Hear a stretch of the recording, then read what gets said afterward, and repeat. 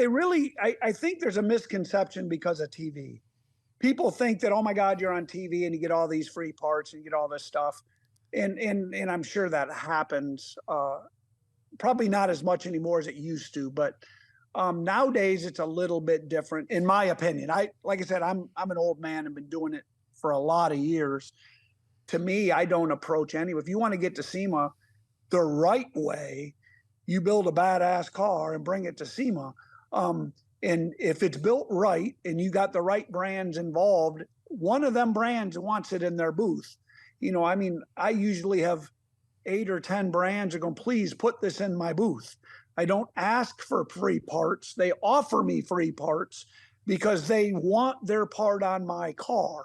And I'm willing to do that if it was the right project. I just don't ever have them projects. If I'm going to do one of my own cars, I build my own chassis, and that way I can make it an Armani suit, make it exactly what I want with the, you know, the caster and camber and the toe. I can put everything I want into that car.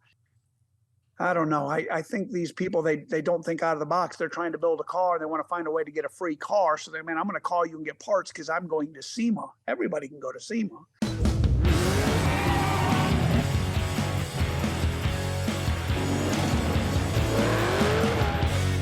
Welcome to Oil and Whiskey, an Ironclad original. I am Josh Henning. I'm Phil Gerber. I'm Jeremy Gerber.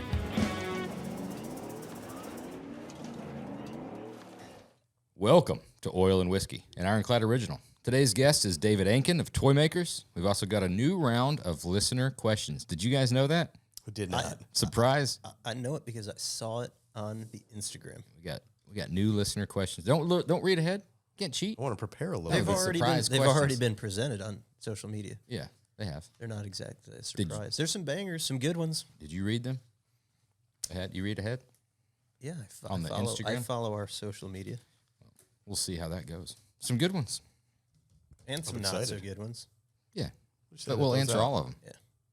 Are we going to say before we do it if it's a good question or not? Like if it's a bad question, are we going to say who asked it and that it's a bad question? Only the one that Evan asked. We'll say that about. Okay. David Ankin is an entrepreneur, former stuntman, motorcycle racer, and custom vehicle fabricator known for the hit History Channel show ToyMakerz's. ToyMakerz's is a custom fabrication shop based out of Reidsville, North Carolina. The shop is known for its exotic designs and creations.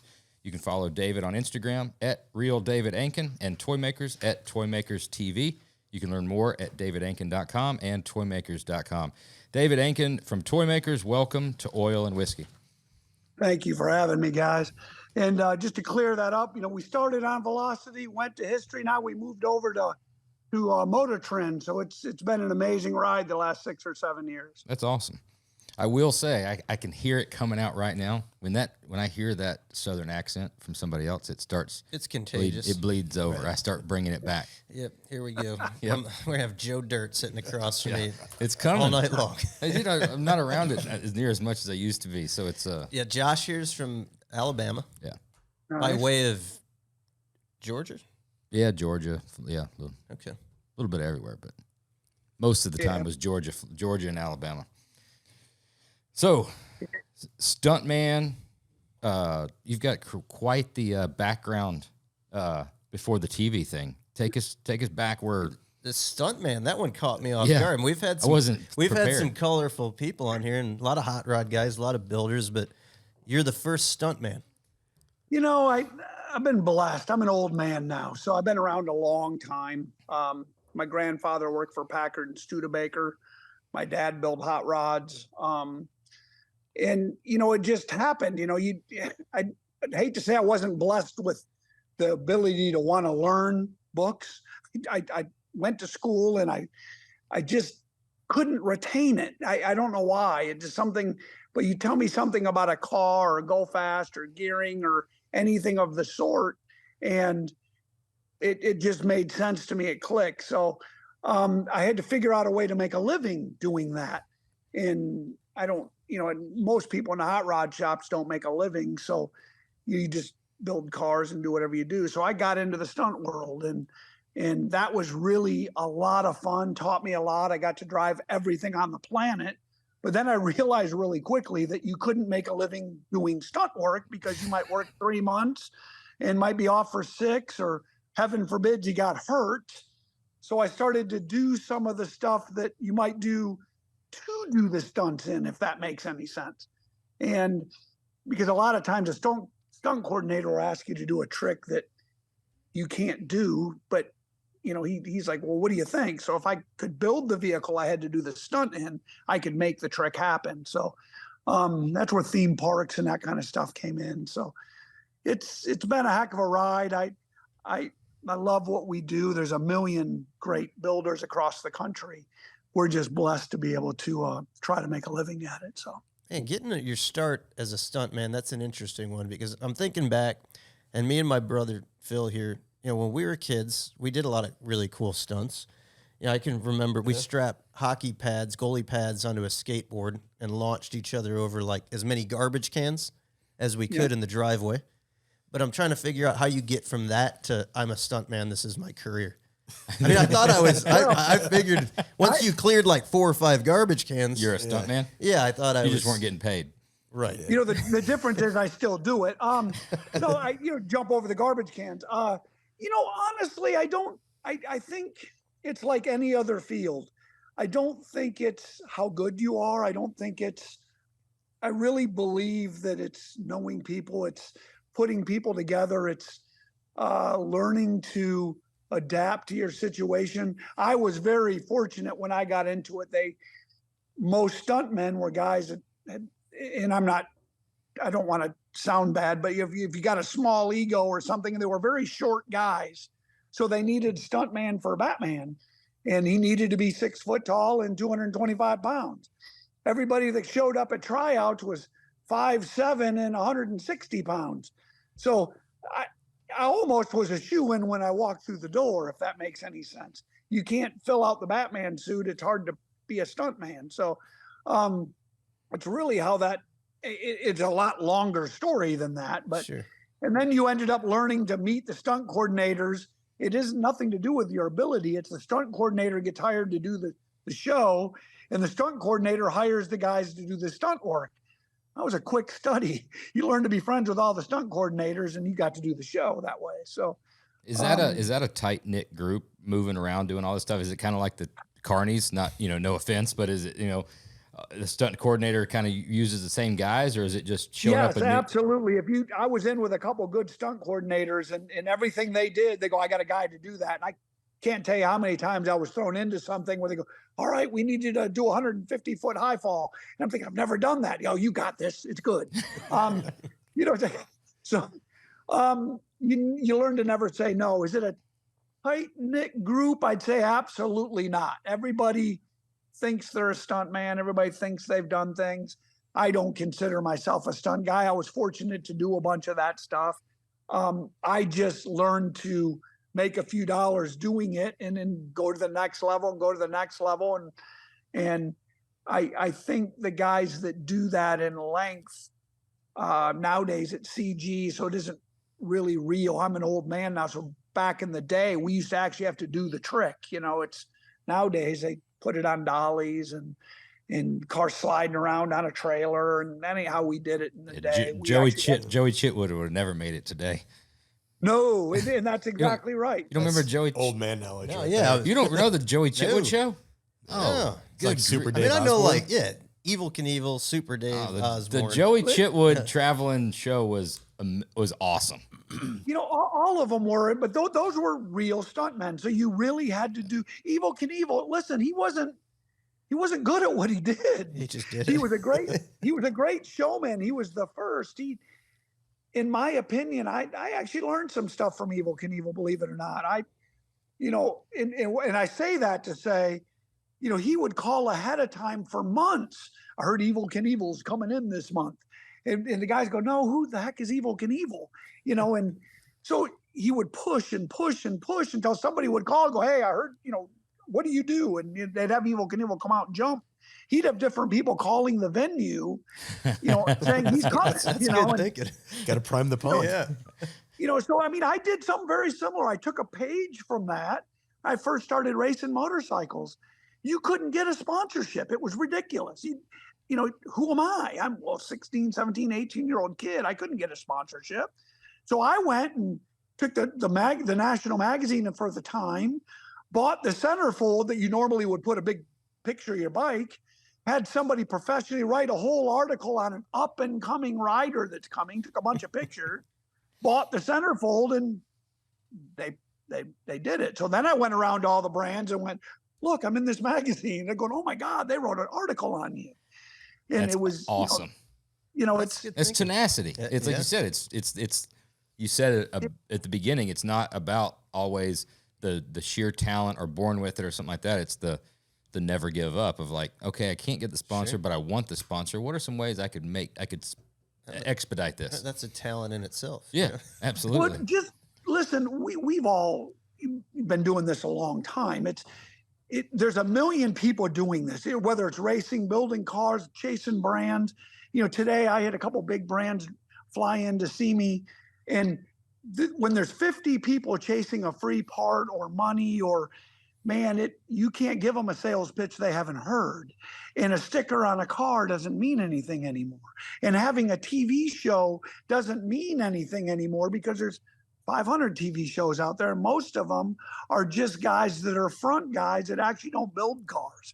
So we actually build the car from the ground. We do cookie cutter cars, but I do one car a year that we hand build the chassis, the radiator, the fuel tank, the A-arms, the spindles, every inch of the car, hand lay the bodies. And, that doesn't happen very often. And, we do one a year. So, but in saying that, if I'm not aligned with good brands, it makes it very hard to do. And, to do that, you got to have a different sales pitch than everybody else. And your sales pitch has to carry weight and it has to mean something. So. Yeah, we've heard a lot of them. I mean, Josh and Phil have probably been on the, receiving end of that more than I have on the phones, but everybody's building the SEMA car. They're going to make us famous. They're going to Detroit, going to win the Riddler. Going to win SEMA, too. Yeah, going to win SEMA. Yeah. There's a SEMA award, apparently. Winner. I've been to SEMA a lot. I just had Precision Turbo was just here just 5 minutes ago. Nice. They just left. And I didn't say a word. They showed up here. I've been with them for a long time. They saw one of my builds and said, please, will you bring that to SEMA for me? That's really nice when they start asking you to take your build to SEMA instead of you asking for them. You guys build an incredible chassis. You guys build nice stuff. The problem is for me to call you, what is the return on that? I can bring you to SEMA, but anybody can you can bring yourself to SEMA. What is the return on that investment? If I can put you in front of 150 million eyeballs, we're in 62 countries. We got a bunch of stuff going on.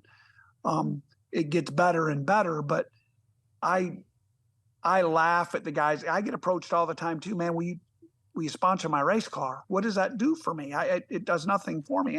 I'm not trying to be rude, and I don't say that, but it's like you guys, if you're going to supply a chassis for somebody, what does that really get them except SEMA? How many cars are at SEMA? They're all badass, all of them. Right. Yeah, that's a good. I think that actually came up. Wasn't that a listener question? Somebody was asking about sponsoring. It's a listener question about how to get your car to SEMA or getting sponsors and stuff. Which is, it's very interesting to hear how to properly do it, because we hear a lot, like somebody will call and ask for like a $25,000 chassis and they've put zero thought into that sales what they're going to give you. What's the return on the investment? Not a thing. I'm going to build a car. Or they list like some of your competitors' parts that they're already using. Yeah. Right. But as soon as you politely say, I see that you're trying to get a sponsorship. I read your email. Thanks for reaching out. Could you put together some type of proposal of when's the car going to be done? What's the shows? What are you going to do with the car above and beyond taking it? That put something together. Usually when you put the burden back on them of saying crickets, 90% of the time you never hear from them. Yeah. They really, I think there's a misconception because of TV. People think that, oh my God, you're on TV and you get all these free parts and you get all this stuff. And I'm sure that happens, probably not as much anymore as it used to, but nowadays it's a little bit different in my opinion. Like I said, I'm an old man and been doing it for a lot of years. To me, I don't approach any. If you want to get to SEMA the right way, you build a badass car and bring it to SEMA. And if it's built right and you got the right brands involved, one of them brands wants it in their booth. You know, I mean, I usually have 8 or 10 brands are going, please put this in my booth. I don't ask for free parts. They offer me free parts because they want their part on my car. You know, I've had chassis guys approach me and say, dude, will you put our chassis underneath your car? And I'm willing to do that if it was the right project. I just don't ever have them projects. If I'm going to do one of my own cars, I build my own chassis, and that way I can make it an Armani suit, make it exactly what I want with the, you know, the caster and camber and the toe. I can put everything I want into that car, get it set up so the suspension travels the way it does. It handles, the weight distribution is where I want it. If I buy a chassis or get a chassis from somebody else, it's hard, you know. Then I can't make the wheelbase what I want. I guess I could, but I'd rather, I don't know. I think these people, they don't think out of the box. They're trying to build a car. They want to find a way to get a free car. So they, man, I'm going to call you and get parts because I'm going to SEMA. Everybody can go to SEMA. Yeah. And don't you think there's something to be said for like getting parts versus getting the right parts? Like if somebody's willing to just sponsor something, but you're building something high end, you're going to put a couple 1,000 hours into this project just because it's free. Don't you think that you need to kind of like, yeah, but it's free. Select the right things. I don't understand. Do It's free. the project justice. But it's free though. I'll be honest. Yeah. Listen, I can't tell you how many parts I've sent back. I'm not, most of our cars are most of my one-off cars are really, truly badass. I mean, they're fast. My new street car has 3,000 horsepower. No baloney. Damn. That's on a hub dyno. That's no joke. It's been proven on camera. The car is truly a bad mamma jamma. But you can't put just any electronics in it. You can't put just any crankshaft in it, just any rod, you just can't. Sure. So, or any wheel for that matter. You know, a wheel, you start hitting it with 3,000 horsepower on a radial tire, on a radial prep track, you actually oval the wheel and you break the wheel. So, and I've done all of that. I understand that. So you have to have the right parts, and that all the way across the board. But that is the difference. And I think that is what hurts some TV shows. They'll take anything, be happy they got it, then they sell it off and they make their money and they're happy. It hurts it for the rest of us. I don't badmouth anybody for what they do. It just isn't something we do. So I'd rather get the right parts and then take care. In most of my brands, I look at my walls. I got 62 brands I deal with, and they've been with me from day one. And I will back them to the end of the earth because I believe in them. If it's a brand of mine, I believe in that brand. So, hopping back a little bit, you said, you know, you transitioned from the stuntman stuff and you started building the cars. What was the first project? What was the first car you built specifically for a trick or for a stunt or something like that? Dude, that was back in the day when I was a child trying to figure out how to build a chopper. I wanted a chopper bicycle. You know, it's like, see, but I mean, as a kid, I just did that. We didn't have any money. You go to the local yard sales and buy pieces and lawnmowers and try to put them together to make a yard cart or as I got older, it just sort of transitioned into a motorcycle. Or well, for a stunt, or after the stuntman thing, what's the first one you did for it? I was doing a thing for Six Flags for years, the Batman stunt show at Six Flags. And I'll never forget, we had to make a thing where I was running away in a motorcycle with a sidecar, and you had to get away. So you had Catwoman in the sidecar and you were racing around, and the Penguin shot a thing at you and it hit the sidecar, and the sidecar had to split, and I had to crash the motorcycle. Now, in theory, it makes it really easy. You're driving a sidecar, you just make a lever, make it disconnect, and you separate. But the problem with that is with suspension, it would give too much and you couldn't separate it at the right time. And it was a live show, so it had to be exactly the same every time or things got messed up. But so we had to design the bike in such a way that you could actually disconnect the sidecar on a roll. Then the sidecar would have to drive away. Well, most sidecars have one wheel. So you had to hide the other two wheels and give her something so she could actually steer the sidecar and put it and crash it where she needed to crash it. And then I would have to end up crashing into a water fountain. So that was the first one I really had to spend some time figuring out. How do you come through there, slide it, make it drive, do all the tricks you needed to do. And then when the explosion happened, make it separate where she could go one way and I could go the other and crash it, and then do that 6 times a day and make the bike survive. That's wild when you think about its repeatability. It's not just like do the stunt and crash whatever. it, put it back together, Yeah, crash it, Put it back together and crash it again. And not only that, but the stunt coordinators would ask you silly stuff like, I don't know how many people drive bikes over there, but low siding a bike is one thing. To high side it is another. So at the end of every one of that take, I had to high side the bike into a water fountain. And to get your mind wrapped around, especially I was young, dude, I got to high side the bike, and you got to do it over and over and over again. But I tell you what that did for me. I was road racing at the time, crotch rockets. And I got to a point where I didn't fear crashing a bike anymore. And I got really good at it. So I ended up really, really fast on a crotch rocket. Well, if you're not afraid of that worst possible scenario because you're doing the worst possible scenario every single time. Every day? If forcibly on purpose high siding the bike, that first time would have to be like very difficult. The first 5 times, because it made no sense. You're doing the exact opposite of what you would normally. Yeah. That's exactly right. You guys keep talking about all this engineering. All I can think about is taking off in a sidecar and crashing into Catwoman. You were thinking the Catwoman part? Yeah, I'm kind of hung on that right now. Do you have an engineering? So much fun. Those were truly the days. We had a lot of fun back in the day. So, do you have an engineering background to figure all this stuff out, or was it trial and error, see what works, go back to the drawing board? No, I don't. I don't have one at all. And it truly is. I've never been. I wouldn't say I'm a smart guy, but I truly look at things in 3D.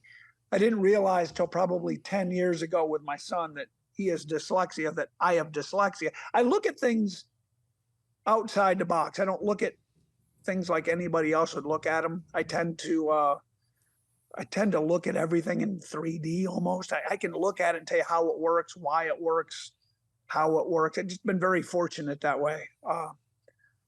But yeah, and no degrees, no nothing. It's when you're in that world, there is no right or wrong, and there's no book to tell you how to do it. You just got to get in and make everybody around you happy. Oh, that looked great. Do it again. Again. So, did that hurt? Do it one more time. So I guess to fast forward through that, now you've designed a sidecar bike. You're designing engineering vehicles for your stunt man kind of shtick. At what point are you like, man, I should do this for a living? Like, I want to build hot rods. Like, I could take this and build cool stuff.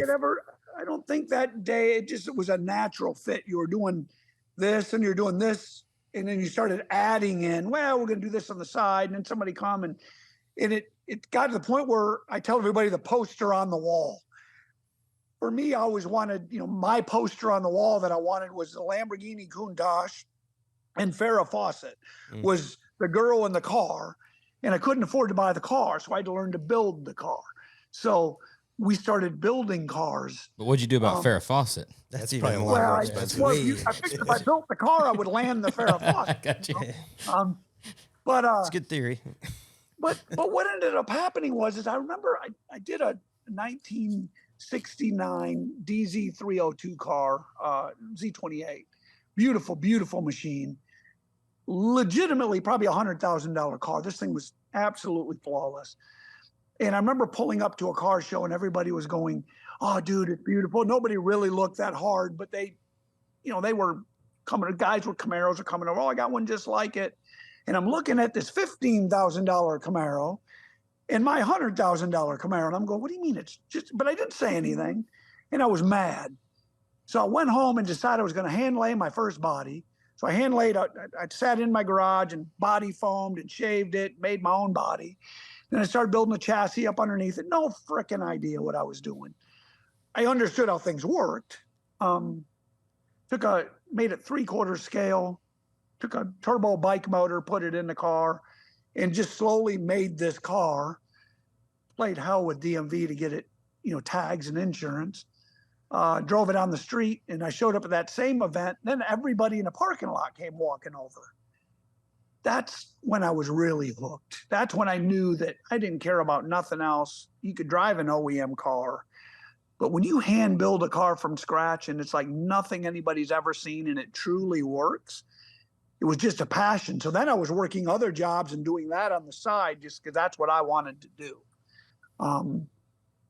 I think it's cool when you can buy an erector set and put it together, buy somebody's body and a, small frame and wheels and rear end. And that's cool. But that's just putting a model together. Yeah, creating something from nothing that's pretty unique. When you got to figure out the cooling system, the oiling system, the charging system, and realize how much room you have and how you have to, I can't tell you how many cars, like I said, my new car, the charging, so the oilings, the fuel, it takes 18 and a half gallons a second. That's the demand to run a 4-second run. Now it doesn't use that when I got the boost controller off driving down the road, but the demand is absolutely insane. And to figure all that out, or figure out how to oil the motor, figure out how to run it, it runs on 16 volts. I mean, everything about the car is amazing. And then figure out how to get in it, how to get out of it without hurting it, how airflow works around the car to get air to the radiator, because you can't see the radiator. And most people think a radiator is what cools a car. The air going through the radiator is what cools the car.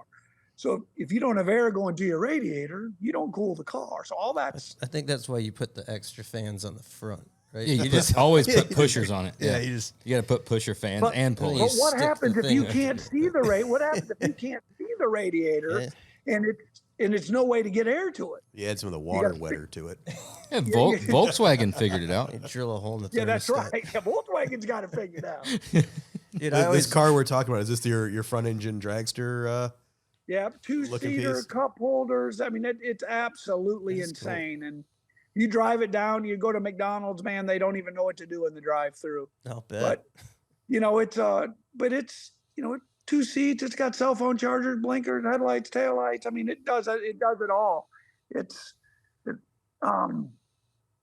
But it's a fun car. So yeah, I always look at stuff like that when you think of like all the stuff that you accomplish and like create, and you're kind of thinking like, man, I did something really special here. Like the charging system, for example, you're like, I got to figure out this whole charging system, and you're pretty proud of it. But then you're like, some dude figured out the fucking alternator.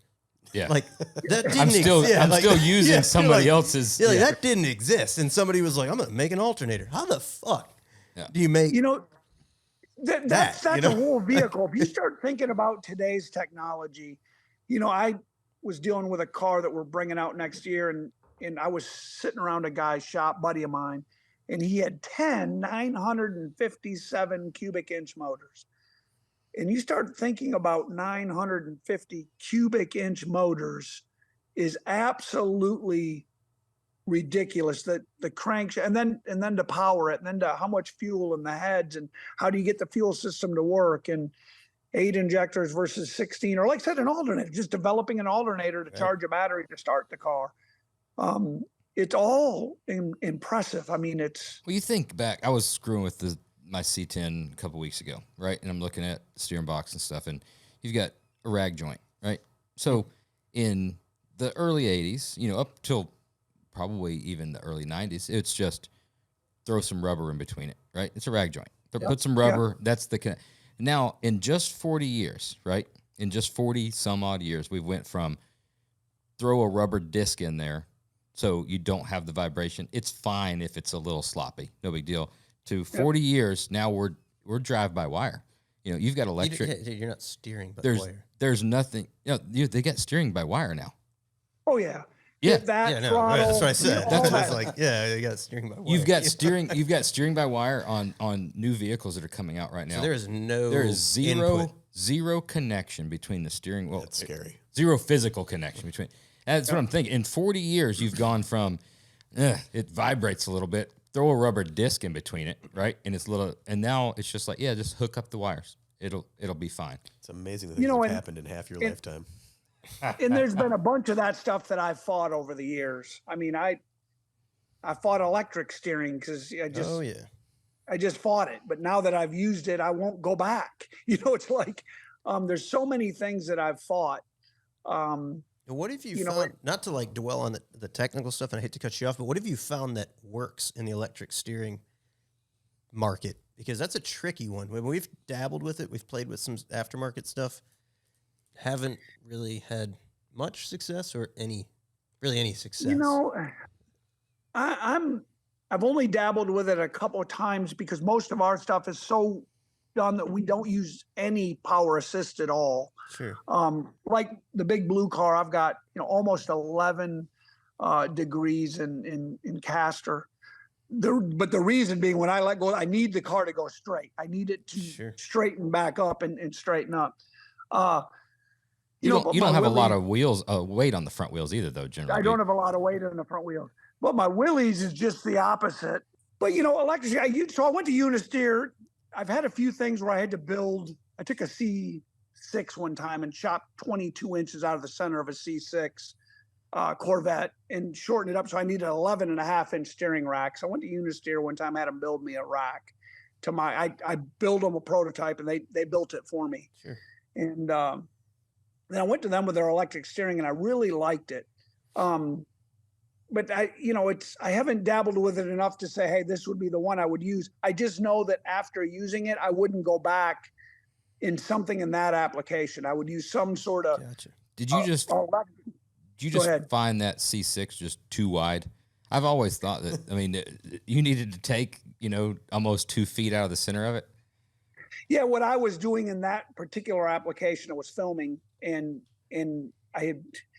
When I'm doing my I do 7 cookie cutter episodes a year, and then I do one-off build. So the one-off build takes me a year to build, and I got 2 weeks to film it. So I got to pre-build everything. In the cookie cutter builds, I got 7 days to film it, and I got to do it in a hurry. So I was using instead of me building all the A-arms and everything, and I figured I'd just take a Corvette, cut the damn thing in half, take 2 feet out of the center of it. But that caused headaches and stuff because I was putting it in a Willys coupe. And it was just real narrow, and a Corvette was really wide, but I needed 70 degrees of steering angle. And that's a lot of steering angle. Drift wheels? Yeah, I'm an idiot. I was really trying to do some silly stuff. So, I thought it was going to make it easier. Going back, I would have just done it all myself. And, you're always thinking I'll just go buy a C6 front end and, God, that's way too wide. Well, we'll cut 22 inches out of it. It's like for like an 11-inch steering rack, and they don't make an 11-inch steering rack. So you had to make an 11-inch steering rack. So the control arms are probably touching each other, right? Yeah, just about. Dude, it was ridiculous. It was absolutely ridiculous, but it worked fine. And well, take us through how the we talked about stuntman stuff. We talked about building stunt stuff, and the progression of. Like you said, I mean, you're going to build this, another thing pops up, and it just kind of, there was really no set plan. It just kind of transitioned. So how did the TV show come about? Yeah, you end up, you're doing stuff for other shows. They're calling going, hey, I had one company call me. I was building big tire swing arms for a company, helping them develop the swing arm for their motorcycles. And so a company TV show would call and say, hey, we're building a bike. Can you help me with a swing arm or a body kit? And you'd go over there and help them. And their producer would go, dude, you need a show. I said, a damn show. And you go over to Jay Leno and you're doing some stuff with Jay Leno's show. And you're doing some stuff for him. And you end up on his TV show. And that producer going, hey, you need a TV show. I said, I don't want a TV show. And then I was with Sammy Hagar. I did a car for Sammy Hagar. And it was really a cool car for his show, and got there and he was all excited, but he couldn't drive the car. It's like, what do you mean he can't drive the car? He's got a whole stable of cars and he's a little bitty guy. So I put all his clothes on, his race suit, his helmet, did all the tricks, and got back. He TV magic, ripped the helmet off, goes, whoa, can't drive 55. And that producer started talking to me. And then I got pitched, Dean Cain that played Superman. Yeah. They pitched me and him doing a TV show where he'd be the wannabe driver and me be the expert. We go around the country and I know Dean well. We've been friends a long time, and that really never panned out. And then somebody else approached me about going to Motor Trend and doing a show. And it's sort of I didn't want to do it, to be honest. So I said, look, if you let me own the IP, I'll do it. But if you want to own me and you guys tell me what to do, I'm not going to do it. And you won that. So you won that fight, huh? Yeah. And then they said, well, look, you can't do that. It's expensive. I said, well, I won't do it. So 4 or 5 years later, they kept nagging on me. So finally, Velocity Channel. I never forget. We sitting down in Vegas at SEMA and sitting down, and they sat me down at dinner and said, look, if you're willing to foot the bill, we'll let you own the IP, but we want you to have a show. I said, all right. So I didn't know what I was doing at the time. I was an idiot. So I did it. And here we are, how many years later? And it's a blessing and a curse all at the same time. Be careful what you wish for. I love what we do. It's the hardest thing I've ever done in my life. It's the most rewarding thing I've done in my life. But it's not what people think. It's a hard road, I promise you. Oh, because sure. everybody's chasing brands, everybody's chasing parts, everybody's, don't think I haven't thought about calling you guys and looking for a chassis way back in the day. I did. But if you don't have the right return on investment, it doesn't make sense, So Sure. And we have the ability to build it. I just don't have the time sometimes to build it. Right. So Now, how do you deal with like the day-to-day being on camera with the camera in your face? You're trying to perform. You're trying to be creative.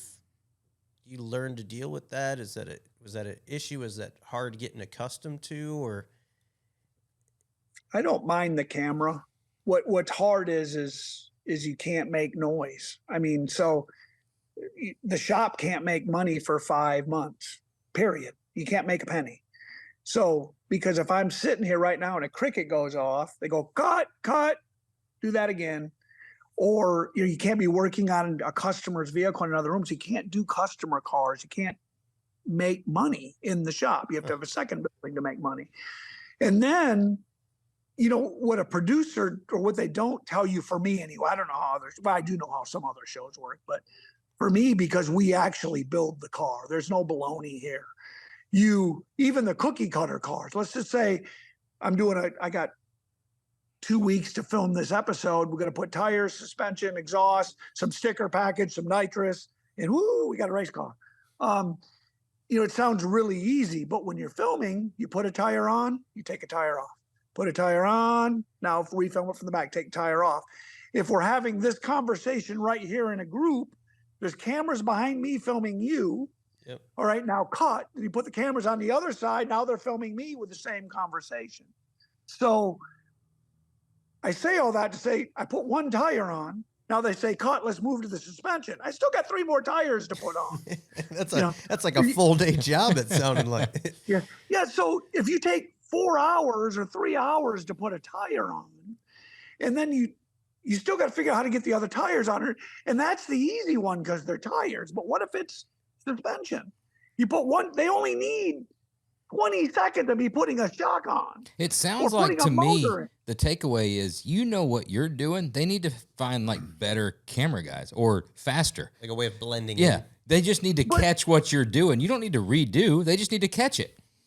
I understand that, but it isn't even that. It's catching it where there's no noise in the background, catching the right angle, getting the lighting just right, getting the, because every network's a little bit different. If I was doing it for social media or for YouTube, run and gun, it's easy. But when you got a network that's screaming for, it's got to be this angle. Now you got to go to this side over here and get it from that angle. Then you got to get the tire lead or coming to the car. Well, there's got to be a camera back there coming to the car, coming off the car, getting the lug nut on. It's the stupidest thing I ever seen. Anyway. I literally would pull in every morning, get out of my truck, put a microphone on, leave, go around the block, pull into the thing, and the camera would show me pulling up, me getting out of my truck. They might have used that 3 times in 6 years. But you do it every single day, I get them wanting to put out a high quality product. I understand that. I mean, especially on the network side, and you've got a visual standard to hit. But at the same time, to play a little bit on the other side, I don't think that Bill and Barb are sitting on the couch at night and looking like, I wish I wish the camera angle would have been better on that. I I wish Barb's been pretty fucking vocal. Yeah. Barb's Bill's good. Bill, you know, give a Barb, fuck. she gets Keyboard warriors. she gets a are little pretty mouthy. brutal, I promise. I tell The you. keyboard warriors are brutal, but I will tell you this, that the executives at most networks are not car guys. You don't they say. drive minivans. They want a part to break. Oh my God. The first time they told me they needed a sensor. Today we're going to have a sensor break. I said, no, we're not. Well, we need a sensor to break. We need to, so just put me in a damn wheel. Something will happen. You go out and, I don't need anything fake to happen. It will happen. Yeah, it's going to happen. Yeah, just wait. And it took a while to get that under wraps, but for me, they really, it's hard to explain. You can't tell somebody something if their cup's already full. They know everything. They know what's going on. They know how it's going on and what it takes to make it happen. So, I agree with you 100%, but I got X amount of days to film it. Right. And they got to get everything in, whether it's bumpers, whether it's, oh my God, David, now on Motor Trend, check out ToyMakerz's on Motor Trend. You do that for hours. And it's like, how many different ways can I say it, guy? One more take. Now let's get the lighting over here. Now do this. Now do this. Now do this. Now do this. It's like, oh my Lord. And I really think it's some guys trying to figure out, I don't know, but I gave up on that a long time ago. So you ever reached the point where you're just like, yeah, that's enough. Like I've done it. I've done I'm it. not The last doing time. it again. Yeah. I don't care what you got to do, Get some AI shit, figure it out. I'm done. I did it. I've seen enough guys in my shoes that are so arrogant and so cocky and believe. And those would be who? Like, who would those be? Oh, we ain't going there. Josh always pokes. But, Someone's going to take the bait. There's some guys out there that just believe they're all that because they're on TV. Yeah. And unfortunately, I could have a 9 to 5. I think I'm a blessed man to be doing what I do. Yes. It's no different than if I'm out and about at a restaurant and you're having a bad day, which we all have from time to time. And somebody comes running up and, oh my God, it happened at lunch today. These 2 old ladies come running up and wanted autographs and wanted hugs and pictures. And you can't say no, in my opinion. I've seen it happen. I've seen people get mad and interrupt me and another guy. And the guy goes, dude, you not see I'm talking? And they're yelling and screaming. I'm going, whoa, calm down. I get that pretty regularly too, but it's like, oh, you build hot rods? So I'm like, do you know Dave Kindig? I'm like, yeah. I know Dave's a good dude. Yeah. Oh, you know Kev Dog too? Yep. I know Kev Dog. Oh my God, what's he like? They don't give a shit about pretty anything cool, else. Man. Yeah, and that's exactly it. There's to me, yes, is it frustrating at times? Absolutely. But come on, I mean, at the end of the day, it could be it could be roofing a house or pouring concrete. That's right. I'm in a shop full of the nastiest cars on the planet. We're in some of the nastiest builds on the planet. We deal with the best brands on the planet. I get to go out. They pay me to go out and drive a car and sign autographs. Come on.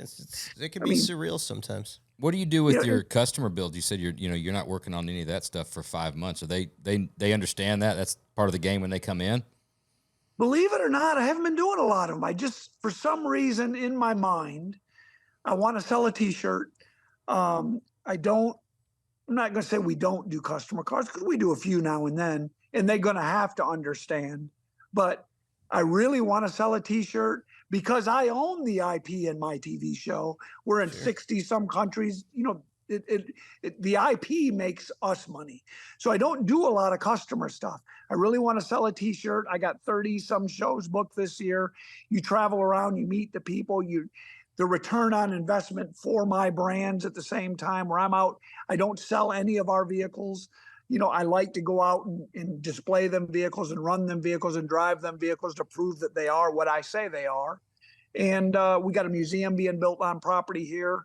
Every other week, the town gives their own shop tour. So they have 10 areas in town where they bring people around and show them the spot, and they play a little video of me, and then they end up, the last stop is here, and they end up giving a shop tour. And you know, I'm treating it a little bit differently, where a lot of guys want to build customer cars, but a lot of times I found the customer doesn't know what he really wants. And there's nothing worse than building $100,000 or $150,000 car, and the customer gets it and doesn't understand that, you know, you got to run it. If you're not going to drive it for a year, put it on a trickle charger, or, you know, it's, you know, 3,000 horsepower. What am I going to do with this? I'll give you an example. One of my first builds on the TV show, I had to, and I decided I was going to do a customer car. A friend of mine had to have a 1,000 horsepower car, had to. Got it done. It made 890 at the wheel.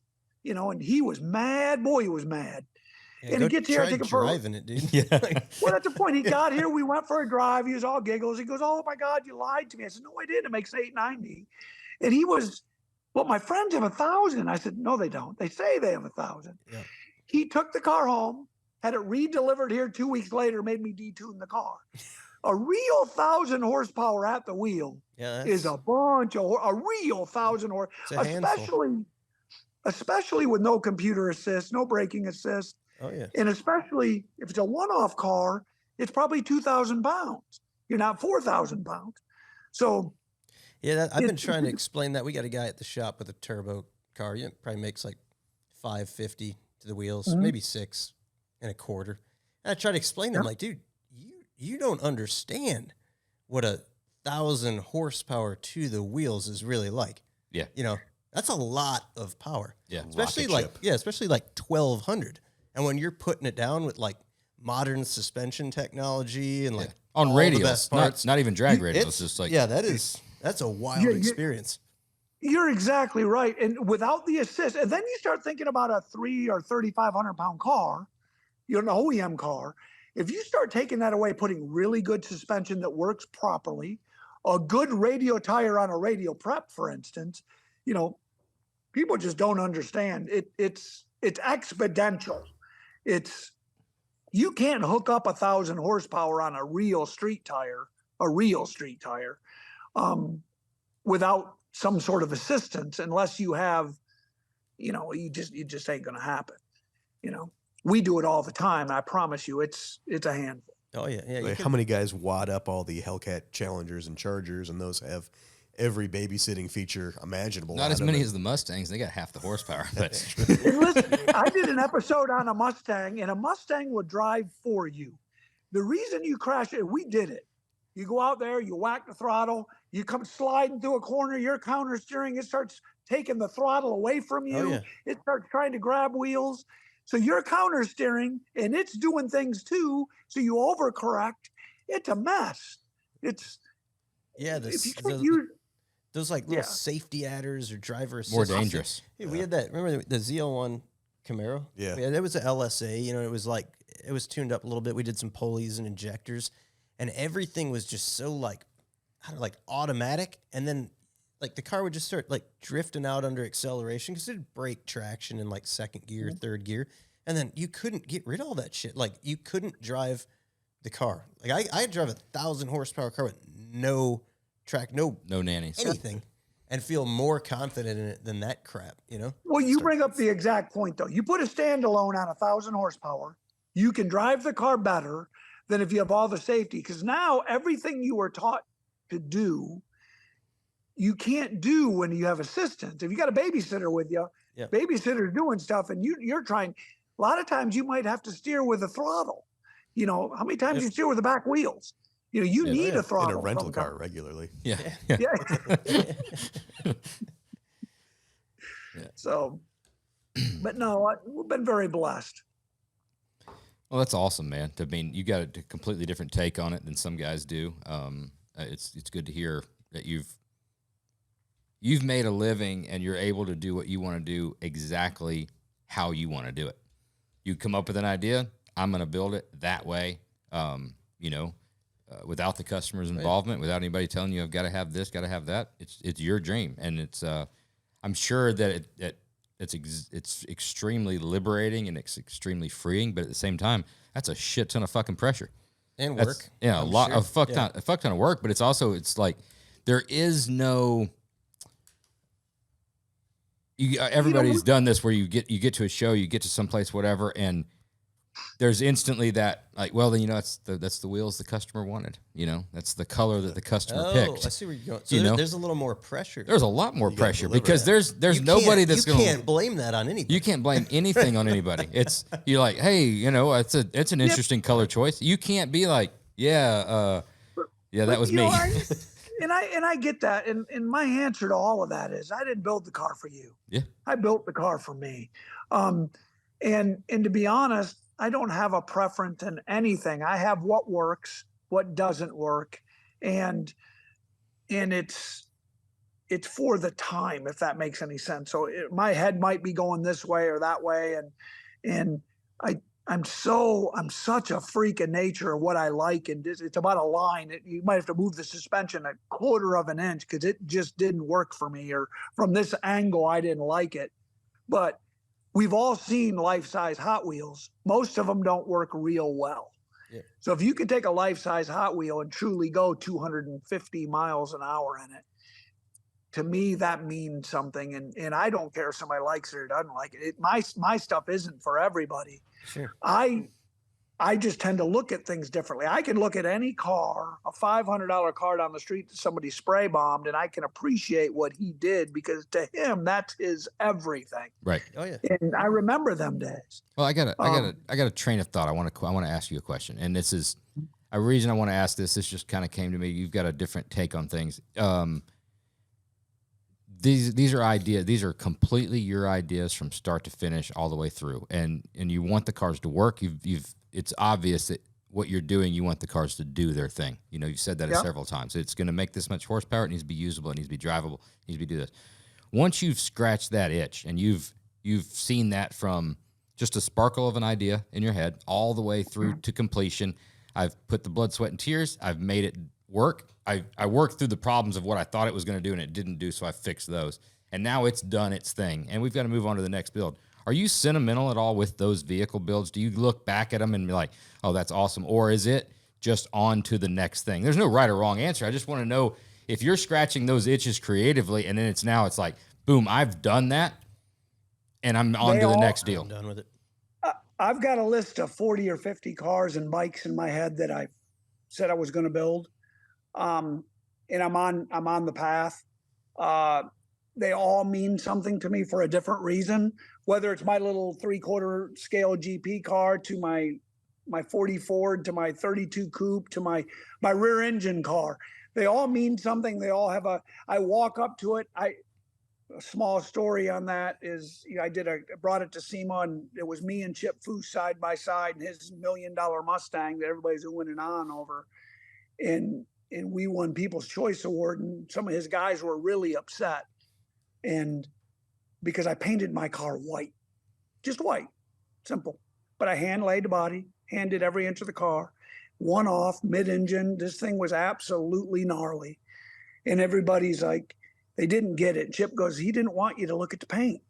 I didn't want him to look at the paint. I wanted to look at the fact that there was no drive shaft, the fact that the motor, rear end, and transmission all coupled together and pivoted up through the car, the fact that you didn't see any radiators, the car was absolutely amazing. And to this day, matter of fact, I'm looking at it across my shop. I drive all my cars all the time for different reasons.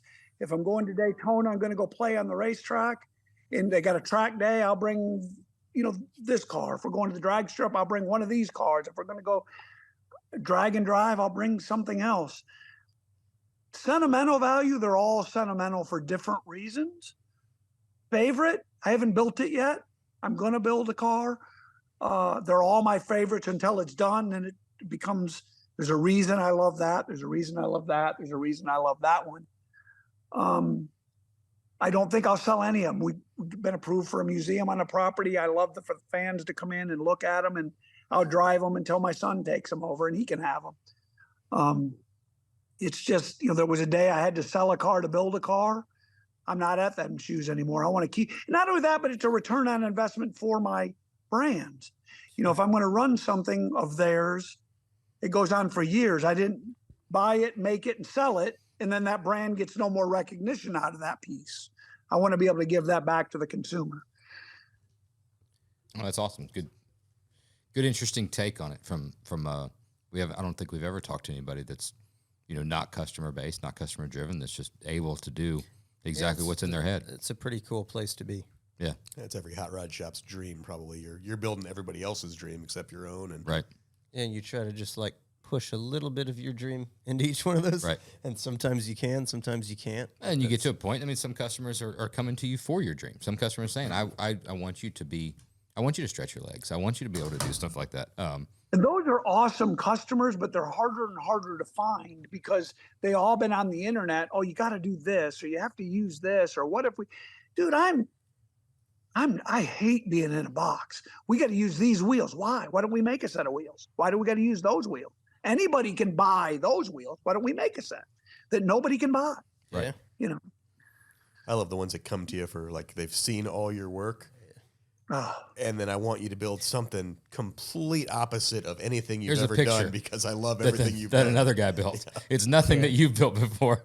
Yeah, we had one, and I don't know what you're referencing on this, right? But we had the one recently where Ring Brothers, great buddies of ours, love them to death. They build a little different style car than we do. And I think a guy came in and he wanted saw the Roadster shop, loves the Roadster shop, wants a Roadster shop car, like the chrome bumpers, everything tucked like that kind of like vintage style, more like a resto mod.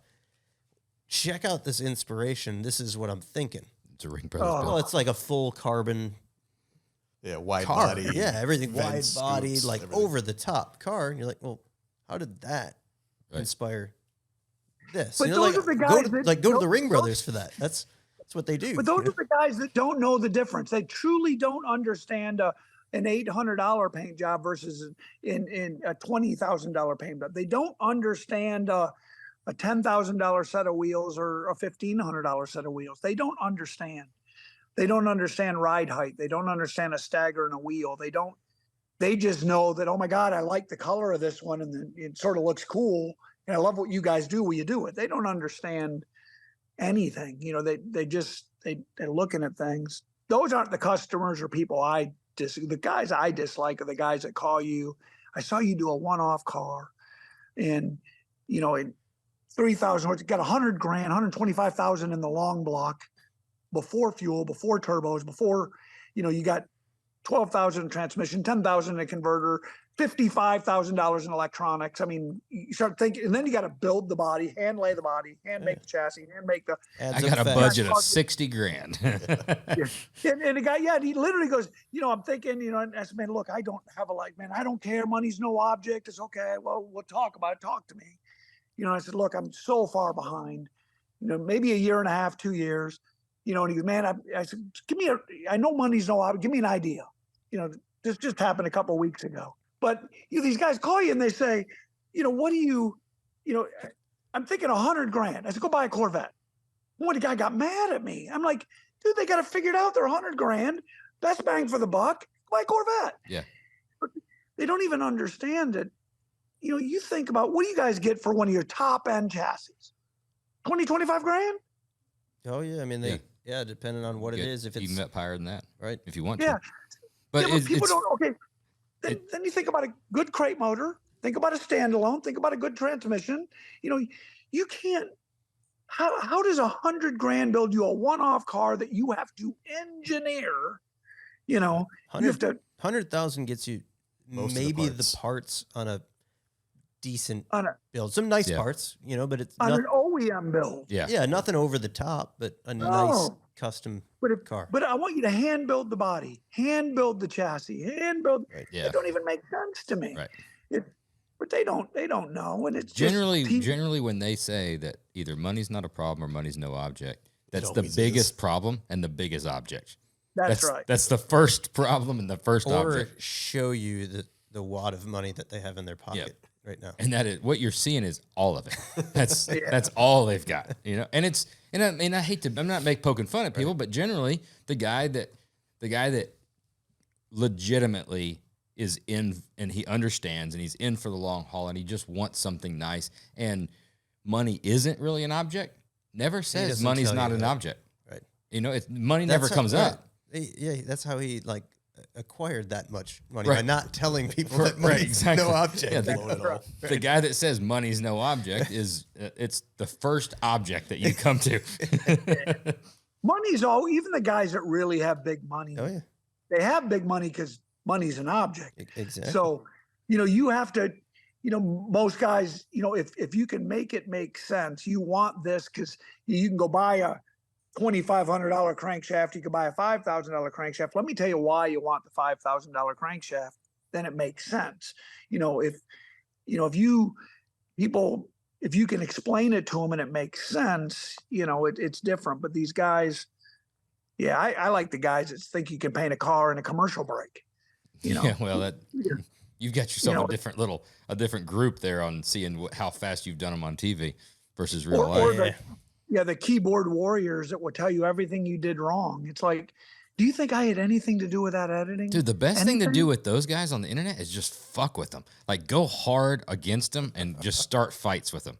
Like, it's generally worked out the best. Did I just almost like late night sometimes, laying in bed, you're looking at some of like the TV show guys, like more so on Facebook, and you read the comments and you're like, holy shit. Like just the pure hatred that some of these guys put. Like, that have watched every single episode for 10 seasons. My God, you are brutal. They're so all-knowing. They know it all. Yeah. But sometimes it's fun to watch. You're like, dude, you're so wrong. What you just said, that's so wrong. So wrong. It's my white car. People swear to God it's a T-Rex with an extra wheel. And it's like, have you ever seen a T-Rex? It's half the size. It's like, come on. I didn't take a T-Rex, add a fourth wheel, and then throw a V8 in it. It's like, that don't even make sense. It's like, guys are idiots. Is there one that stands out like in your mind? One that like actually like got to you that you're like, that hurt? A troll comment? You mean? A troll comment where somebody just said something so fucking mean. Like, listen, shit. That's all the time. What hair gel company owns your show? What, dude, your nose is fucking big. How do you, dude, if you sat on your hand, you couldn't talk. But they're all hateful. I mean, and honestly, I'm a guy that wears my heart on my sleeve. I truly believe I'm blessed to be in my shoes.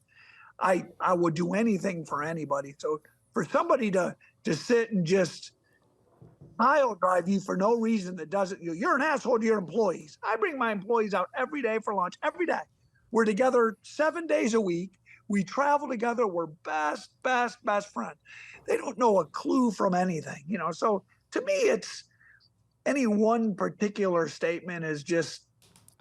We've been talking about this on a couple of episodes, and we talked about it with Garrett from American Muscle HD. We talked about it a couple of other people. I'm starting to get a theory on, because we've talked about this several times on questioning why, what gratification does a guy get to spend the time and get online, to get on Instagram, to get on Facebook, to go and to say, like you said, even especially personal attacks. What is a guy going to get for doing something like that?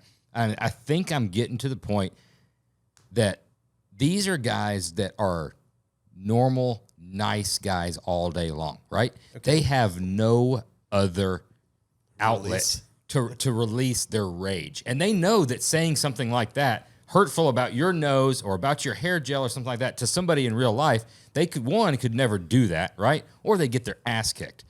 That's right.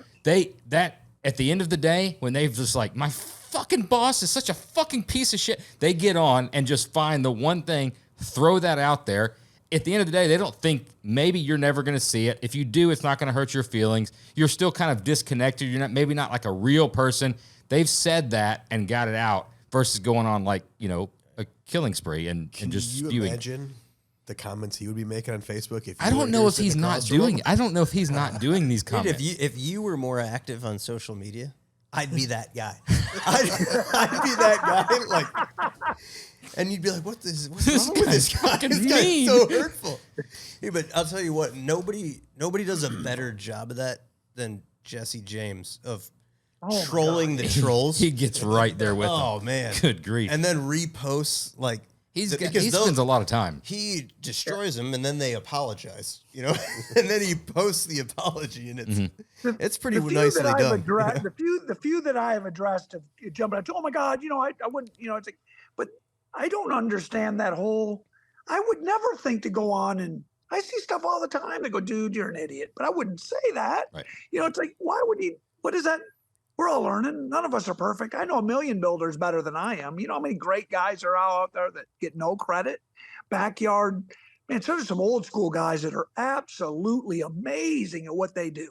Oh, yeah. I'm surrounded by talent. I'm in NASCAR Alley. There's talent all around me. But you would never go on there and say that. But No. don't you get out most of your aggression during the day, either building something or working on something, or even if somebody does something stupid, you don't have to be mean to tell somebody they did something stupid, an employee or something like that. And you, at the end of the day, you're back to even. You've gotten everything out. So there's guys out there that work in different places or aren't confident enough to say that to a certain. You have to get it out there. Get laid or spin a tires. Hey, I'm with you. I'm with you. Yeah, dude, I think 100%. we're changing the world. We here. are. We are. Josh, you should totally get on Facebook, dude, and just start being more active. No. Yeah. I'll block you. I'll block you instantly. Josh's haircut used to have a Facebook page. It did. Yeah, back in the day. That should probably come up bring in that Hall of back. Fame. Yeah. Probably not. Probably not. Forgot about that. Well, now we've got to respect David's time. We don't need to talk about stuff like. I want to know what are you guys building cool in the shop? Oh shit! Yeah, we got some interesting stuff going on. And on the hot rod shop side, we got an AMX, which unusual car, AMC AMX. That's pretty over the top. That one's been kind of like Chris's baby. That's got some crazy design stuff. Very cool car. And then we got a 53 F100 that we're doing for a great customer. That's just like one of those cars that just everything's tweaked. Lots and lots of metal work. That just a fun car where you're able to touch everything. You got the right customer who scrutinize the details. Yeah, appreciates it. Reproportion the whole car basically. Right. And then we got tons of cool Survivor stuff. We got a lot of these legend truck builds that we're doing that are all like square body Chevys. Blazers, new Legends pickups. chassis. Yeah, it's kind of an exciting time. Twin turbo 57. It's got a pretty badass intake engine compartment that's coming to the final assembly stage. A one-off machined intake with twin turbos and throttle bodies in the intake. Yeah, that's awesome. Yeah, like half the horsepower of the stuff you're doing, but it's for a street car, it'll scoot, man. The nice thing about turbos, even my big car, you turn the boost controller off, you got 12 or 1300 idling around nice and comfortable. Yeah. And you put everything on a trans brake button, everything's acted, off a trans brake button, and I got big power. So nice. You turn the boost controller off and it's more than manageable. But that's what I love about a turbo car. But, my new drag and drive car is a Pro Charge car. It's got 3,500 horse. What size Pro Charger is it? It's a 130, big one. I've never driven anything with serious Pro Charge power. Like we've had little Pro Chargers and stuff, but I love the layout of it. Being able to intercool it, and it's got a interesting sound. Almost like that kind of like you dropped a bag of rocks in the motor at idle, and a turbine but it's always, but at the same time, bit, it's like holy fuck, something. Is that's a cog belt, obviously, right on that there. size? No, we run it's direct off the crank. It's crank driven, so we run an Alston crank drive, so it comes right off where the harmonic balance is. Yep. Runs right dead in the center, right off the crankshaft. You'd never run a cog belt; it'd rip it right clean off the car. How do you like that versus a turbo car? That like when you're looking at big power like that. I don't care if they're the same horsepower. They have different characteristics. Like a normally aspirated car is a normally aspirated car. Nitrous car is all about really hard on the hit, very aggressive in the beginning, and then falls off up top. A turbo car is really easy to maintain, and it's all about top end, big power, because the exhaust spools. A Pro Charger or a screw blower is right now light switch. Mm-hmm. When you turn a big supercharger and you turn a Pro Charger and you hit the button, it's oh my God power right now. When you start doing 890 and low 960 foot times, it's it's brutal. I mean, the hit on when you leave the line, the first move on the G meter is 3 Gs. First move is 3 Gs. It doesn't ramp to 3 Gs. It's 3 Gs. It's like you're sitting at a traffic light, got hit by a Mack truck. It's brutal. So, you know, a Pro Charger is right now light switch power. Little harder on parts, in my opinion, because it's banging all the time. Where a turbo, I can turn the boost controller off. You know, turbo motor is basically mild until you until you start throwing boost at it. So.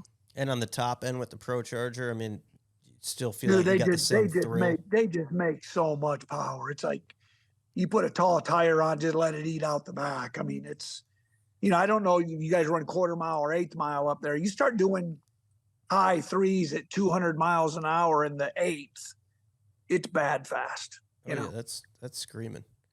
240, 250 miles an hour in a 1/4 mile. It's fast.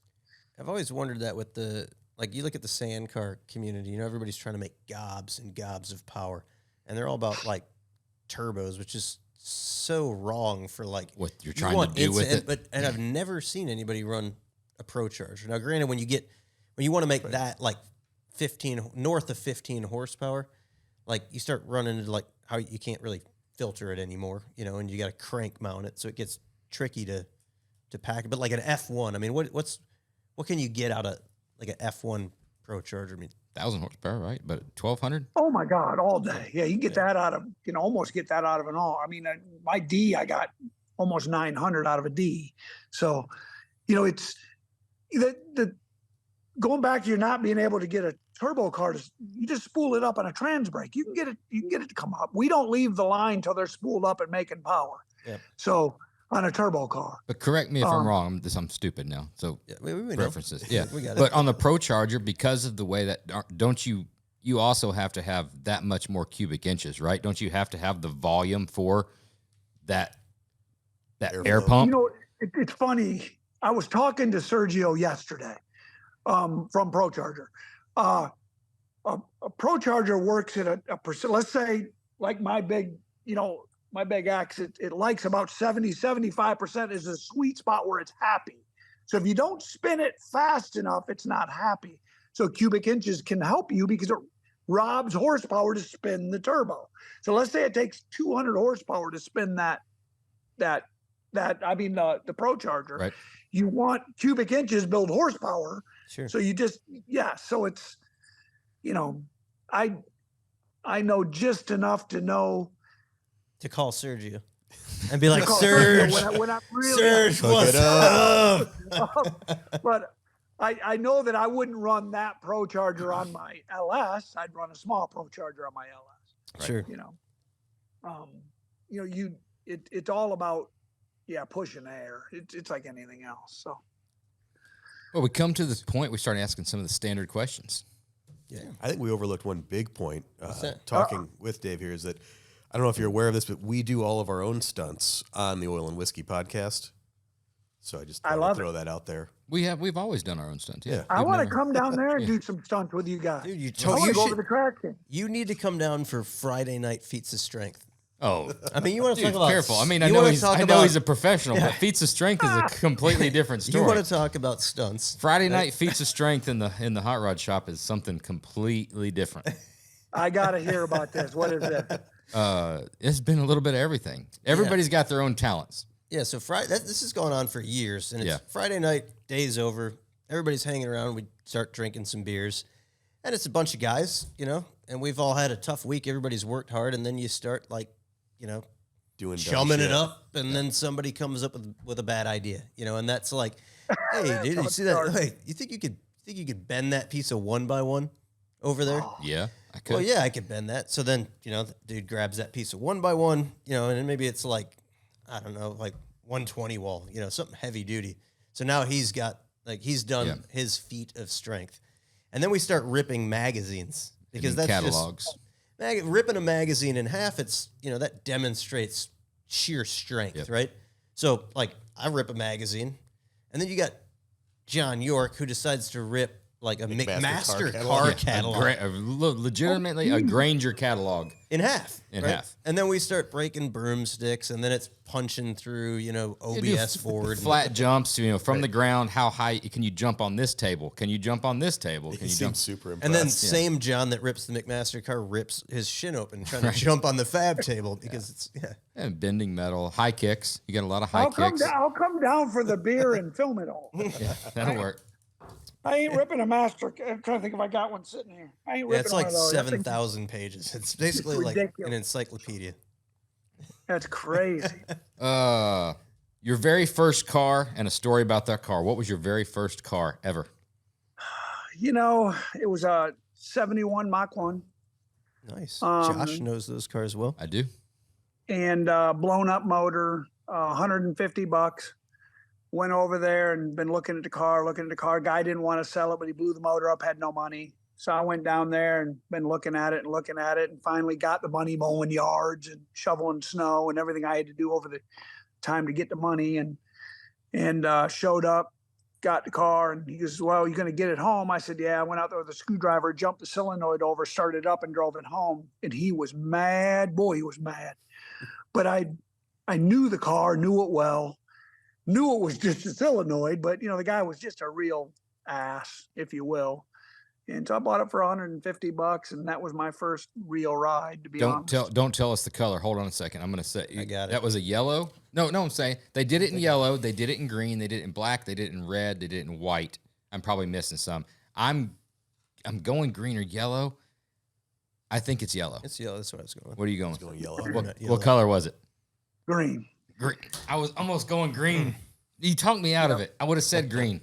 Sure, you would have. I said I'm going green or yellow. Next time, put it on your Facebook page. Just green. Just fuck off. You're an asshole. This moron. He looks stupid too. Best car movie and why? Oh, man. Hot Rod, 1979. Never heard it Best before. movie on the planet. First time that we've had it on the podcast. Halfway through season 2. That is why I own a 65 Belvedere. That's why I own a Willys. Oh, nice. You guys should race. Do you know the movie? Oh yeah, I know the movie. Oh, like dude, I the movie's love amazing. that movie. Yeah, the Munns Root Beer 442. Oh God, yeah. Yeah. Damn, Yeah. what was his name? Brian. What is his name? They called him. His name was Brian in the movie that ran the Willys. That was a cool movie. Got a great movie. That's a good one. That's Yeah. something new. Best piece of advice that you've ever received?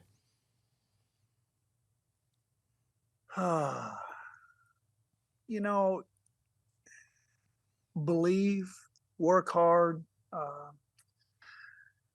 and just don't listen to anybody. Really, I got a lot of mentors, a lot of people I look up to that it's funny.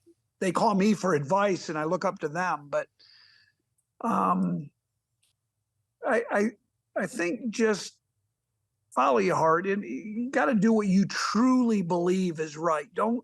It's too easy to listen, get people in your ear and listen, and man, don't listen. Do what you think is right. If you're happy, you work hard, you're persistent, you can do anything you want to do in this life.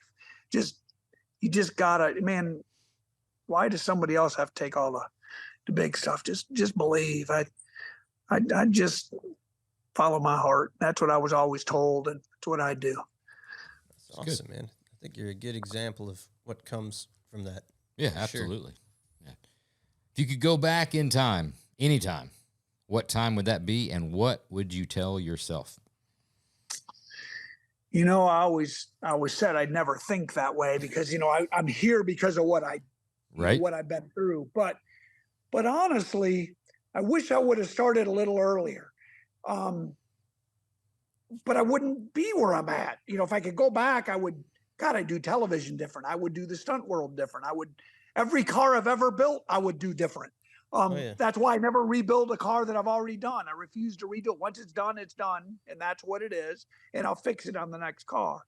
But in saying that, I would go back and probably apply myself earlier in life. So my dad used to tell me something when I was really young. If I'd spent half the time to do it right than I did to do it wrong, you put the same amount of time in. So I didn't quite get that till a little later in life. You just did it. If I'd have spent 2 more minutes to do it right, and that's really applied to my whole life, whether it's paying a bill, taking care of an employee, to building a car, to painting a car. I don't care what it is. When you do it, spend the extra 2 minutes, it's better. And last but not least, what's in your pockets? What is in your pockets right now? Oh my Lord, you're gonna laugh. I think we're going to see a Sharpie on this one. No, well, yes, normally Mini measuring tape, mini tape measure. a pair of nuts. Huh. I carry a set of nuts in my pocket because so many people Quarter ask me. quarter 20. Quarter 20. People ask me, he goes, dude, you must have a set of nuts that fucking big. I said, no, they're small.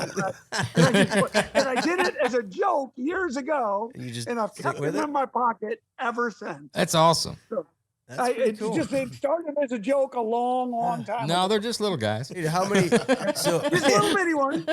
I just don't have any brains, so I got these little bitty ones. how many washing machines have had to be replaced because of those? But I don't know why I keep them there, because that actually started years ago. Now every night at the end of the night, I put the cash up out of this pocket, the nuts up on that side, and get up next morning, put my nuts in my pocket, and go to work. That's pretty awesome. cool, man. I like that. Well, Dave, thanks, man. It's been awesome. It was a good one. I really appreciate it, guys. And I'll be honest with you, I was excited when I heard I was coming on. You guys have been around since I was a kid, so you guys do fantastic work. I'd love to get out and see the shop sometime if I'm welcome. And Man, anytime you're up this dude. way, even if you're just kind of close, go ahead and make the trip, man. We'll show you all around and grab a bite to eat or something. Would love to. man, I'd love it. And if you catch yourself my way, don't hesitate to stop in. Love to have you guys. And if we can ever work together, don't hesitate to reach out. Sounds good, man. I You do the appreciate same. it, man. Appreciate it. Man, thank you Thank guys you. so much. Yeah, Thank best you. of luck, man. Take care. Yeah, guys, be safe. You too. Big thanks again to David Ankin. Remember, you can learn more about David by checking out his Instagram at RealDavidAnkin or visiting his website at ToyMakerz's.com. Next up, we take some of your listener questions. Listener Questions. questions. When's Springsteen gonna drop his latest hit? He had a little accident. Did he? Yeah, a little slip and fall. Just dragging it out a little bit. I thought it was mesothelioma, wasn't it? I don't know if it was that. Your brother paid him in full beforehand, and he hasn't. He hasn't. Fucking son of a bitch. I was excited. I was excited. Yeah. Next up, it's supposed to be listener questions, but we're gonna do what are we drinking? Because we might drink a lot during listener questions and forget about. Yeah, we tend to do that. Yeah. Oh, we forget to do the review. Oh a lot. yeah, we do.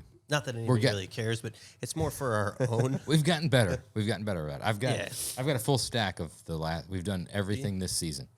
Yeah. Have we? Yeah, we missed a few at the beginning of season 1 and a couple in the middle. But Yeah, it's beneficial for myself to have the chart.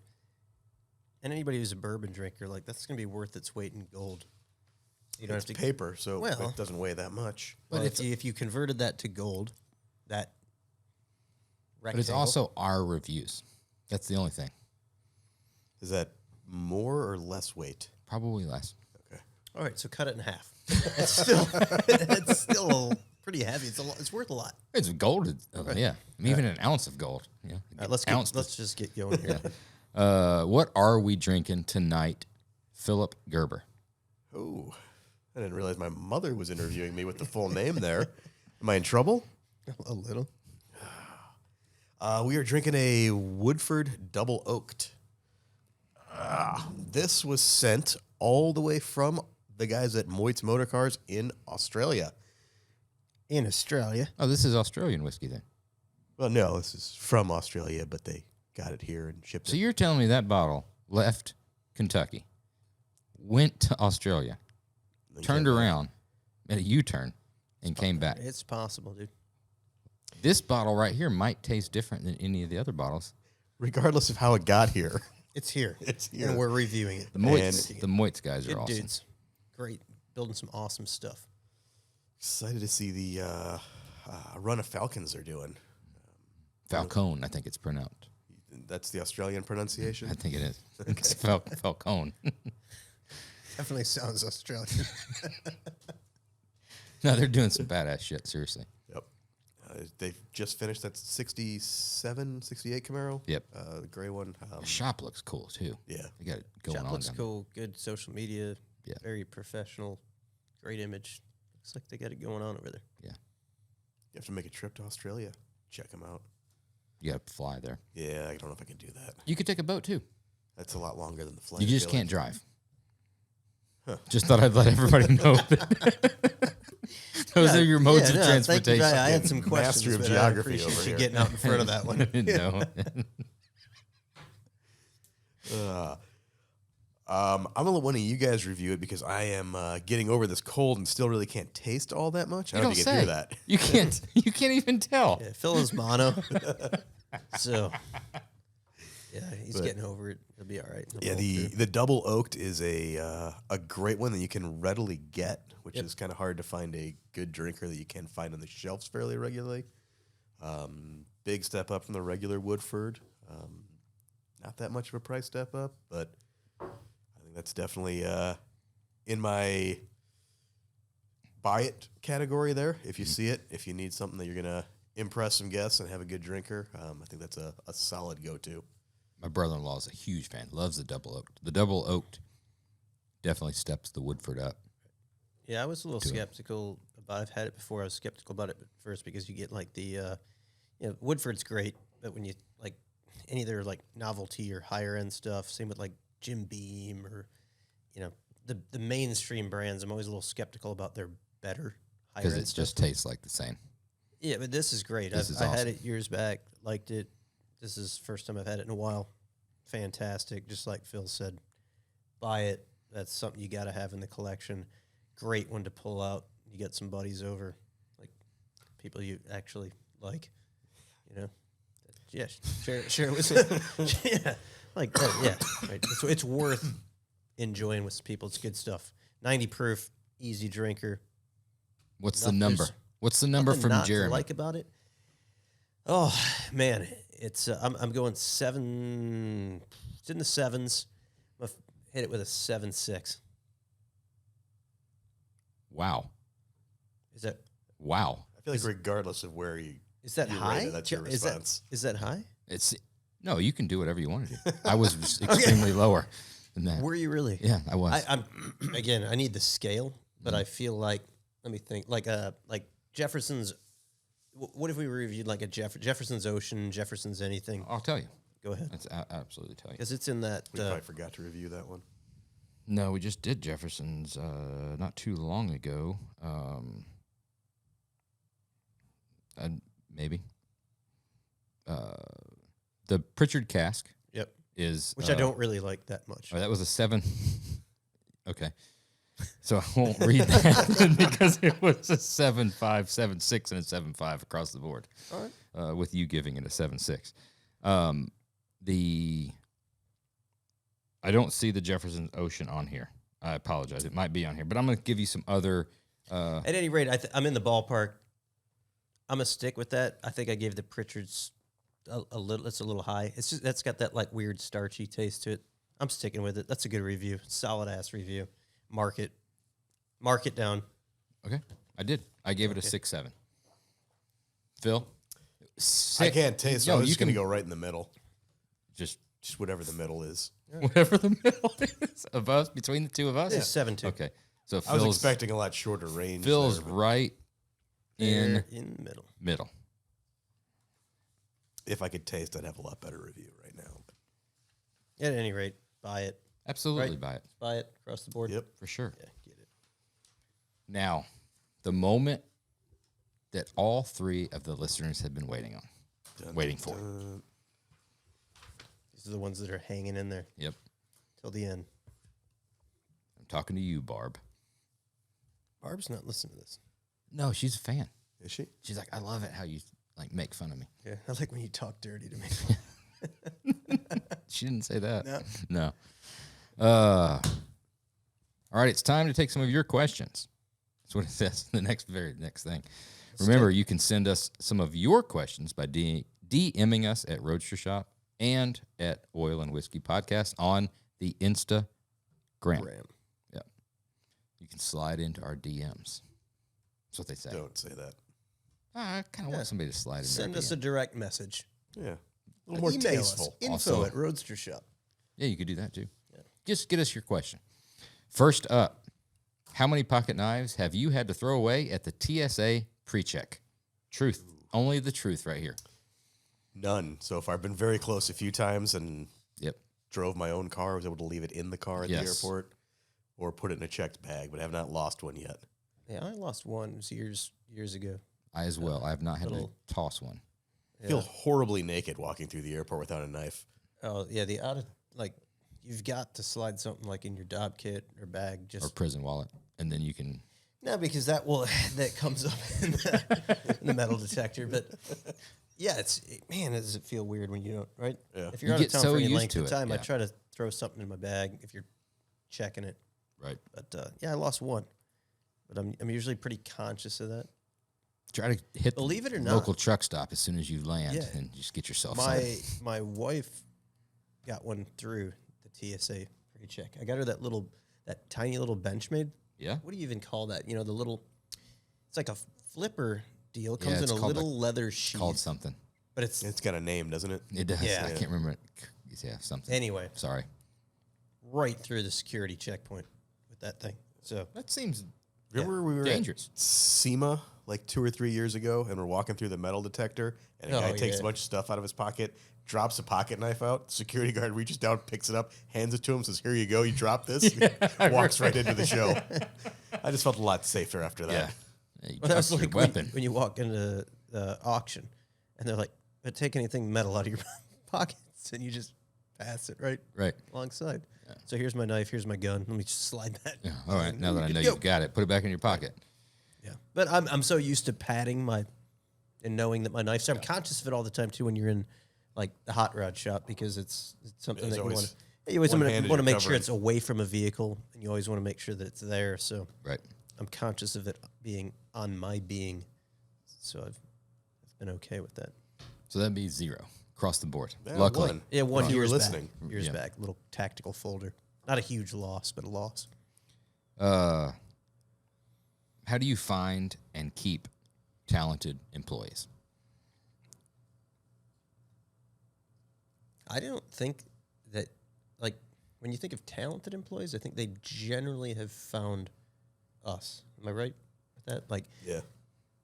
yeah, we've had some great guys, and we have some phenomenally talented guys, and more often than not, I think they've seeked us out. They've seen something that we've built. They've wanted to be a part of it, and reached out, and joined the team. And I think keeping them it's the workload. The quality of work, the atmosphere, the environment, the equipment, being able to like flourish, do what you can do. If you're a talented fabricator, it's a great spot to Right. do your thing. Yeah, you get to show off.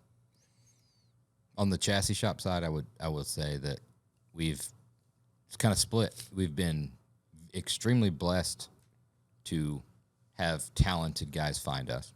Same Yes. way. We've also been extremely blessed because there's such a wide variety of things to do in the chassis shop.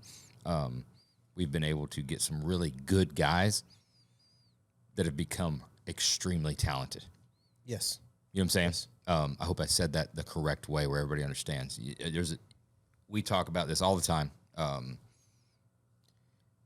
You got guys that come in. It's not that they're not talented. They're just new. But they're a good guy that want to learn and have the work ethic. If you've got the work ethic and want and the talent, like I think the chassis shop's a good,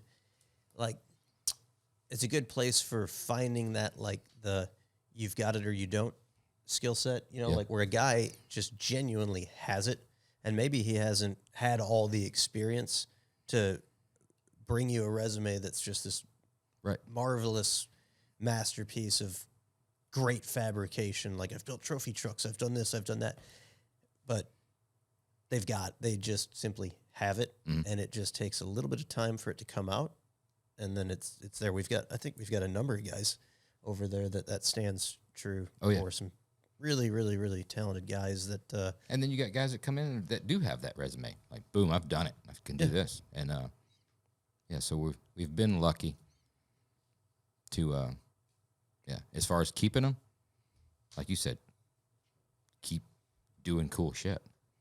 If they're talented guys and you continue to build cool shit, generally it all kind of works out. The next up, what is your favorite current build? And 2-part, when is the Miata chassis coming out? Phil? Well, you handle the chassis scheduling, so I guess that second part's really on you, because you've it's put your gone order through in engineering. multiple times. Yes. I sent you guys a wicked built Miata motor today that I found on Bring a Trailer. We've got a full race. with the new website, where you can really like get involved and quote your chassis out. Yeah. I find like we keep getting, it's like P girder 83. Like, Phil, like we know it's you we- asking we- for a Miata chassis. Right, yeah. I'm priming the pump. I'm going with Dave's approach there that he was just talking about. You got to call ahead. Hey, when's the Miata ready? When's the Miata coming out? You guys see how many people are asking about Miata chassis? it's It's like crazy. one a month. Huge. Yeah, the Miata chassis is not happening. Favorite current build right now? It's kind of like picking a favorite child. I think that's a tough one. I just can't pick it. I like them all in some respect. Bullshit answer. Yeah, No, it that's is. good. I What mean, was the first one that came to your mind when we said that? Oh, shit. Honestly, They all changed, but right Oh, now, yeah, what's the one I'm most excited to see finish because I just want to drive it is the Jimmy. yeah. Yeah. We've kind of stepped away from the autocross and road race stuff for a while, and this one is, I think, going to be a game changer. I haven't been behind the wheel of anything besides a Miata in quite some time, so I'm excited to get behind a big full-size car. The thing that you're going to struggle with, it's a square body Jimmy, so it is as wide as a Miata is long. So think about when you're, But it's almost as Yeah, wide the as it turn is is- long. I mean, the Jimmy. yeah, it's basically a square, but I know like when Phil pitches that Miata sideways, and he can drive the fucking wheels Yeah, off the Miata. anything. Right. Just think about that. Now you're going straight while the Miata's sideways. So It'd be difficult to know, your point of direct, because that Jimmy is a full-blown square. yeah, but that's gonna be. I think I'll figure it out. Yeah, that's gonna be a neat, definitely a very cool build. I'm excited for that one as well. A lot of cool stuff on the chassis side. Excited to see it back on the autocross, back on the road course, starting to have a little fun out there. Put the truck guys on notice. I'm excited for John's truck, for the Ford. Yeah. For John Hall's truck. I think that thing's going to be pretty cool. A lot of things to do, but a lot of opportunity for some unique details. And he's a good guy, and he appreciates those things. So it's I think that's when fun to we do that. absolutely have to have a bone stock truck parked next to it Yeah. to see everything that was changed and altered and proportions modified. Yeah, because they're ugly to start with. Yeah. It's terribly ugly to start with. That's Yeah. Least favorite vehicle yeah. ever That was a built? neat challenge. I feel like that truck, and everybody involved has done a great job on it because I despise those. It looks like trucks a large from the beginning.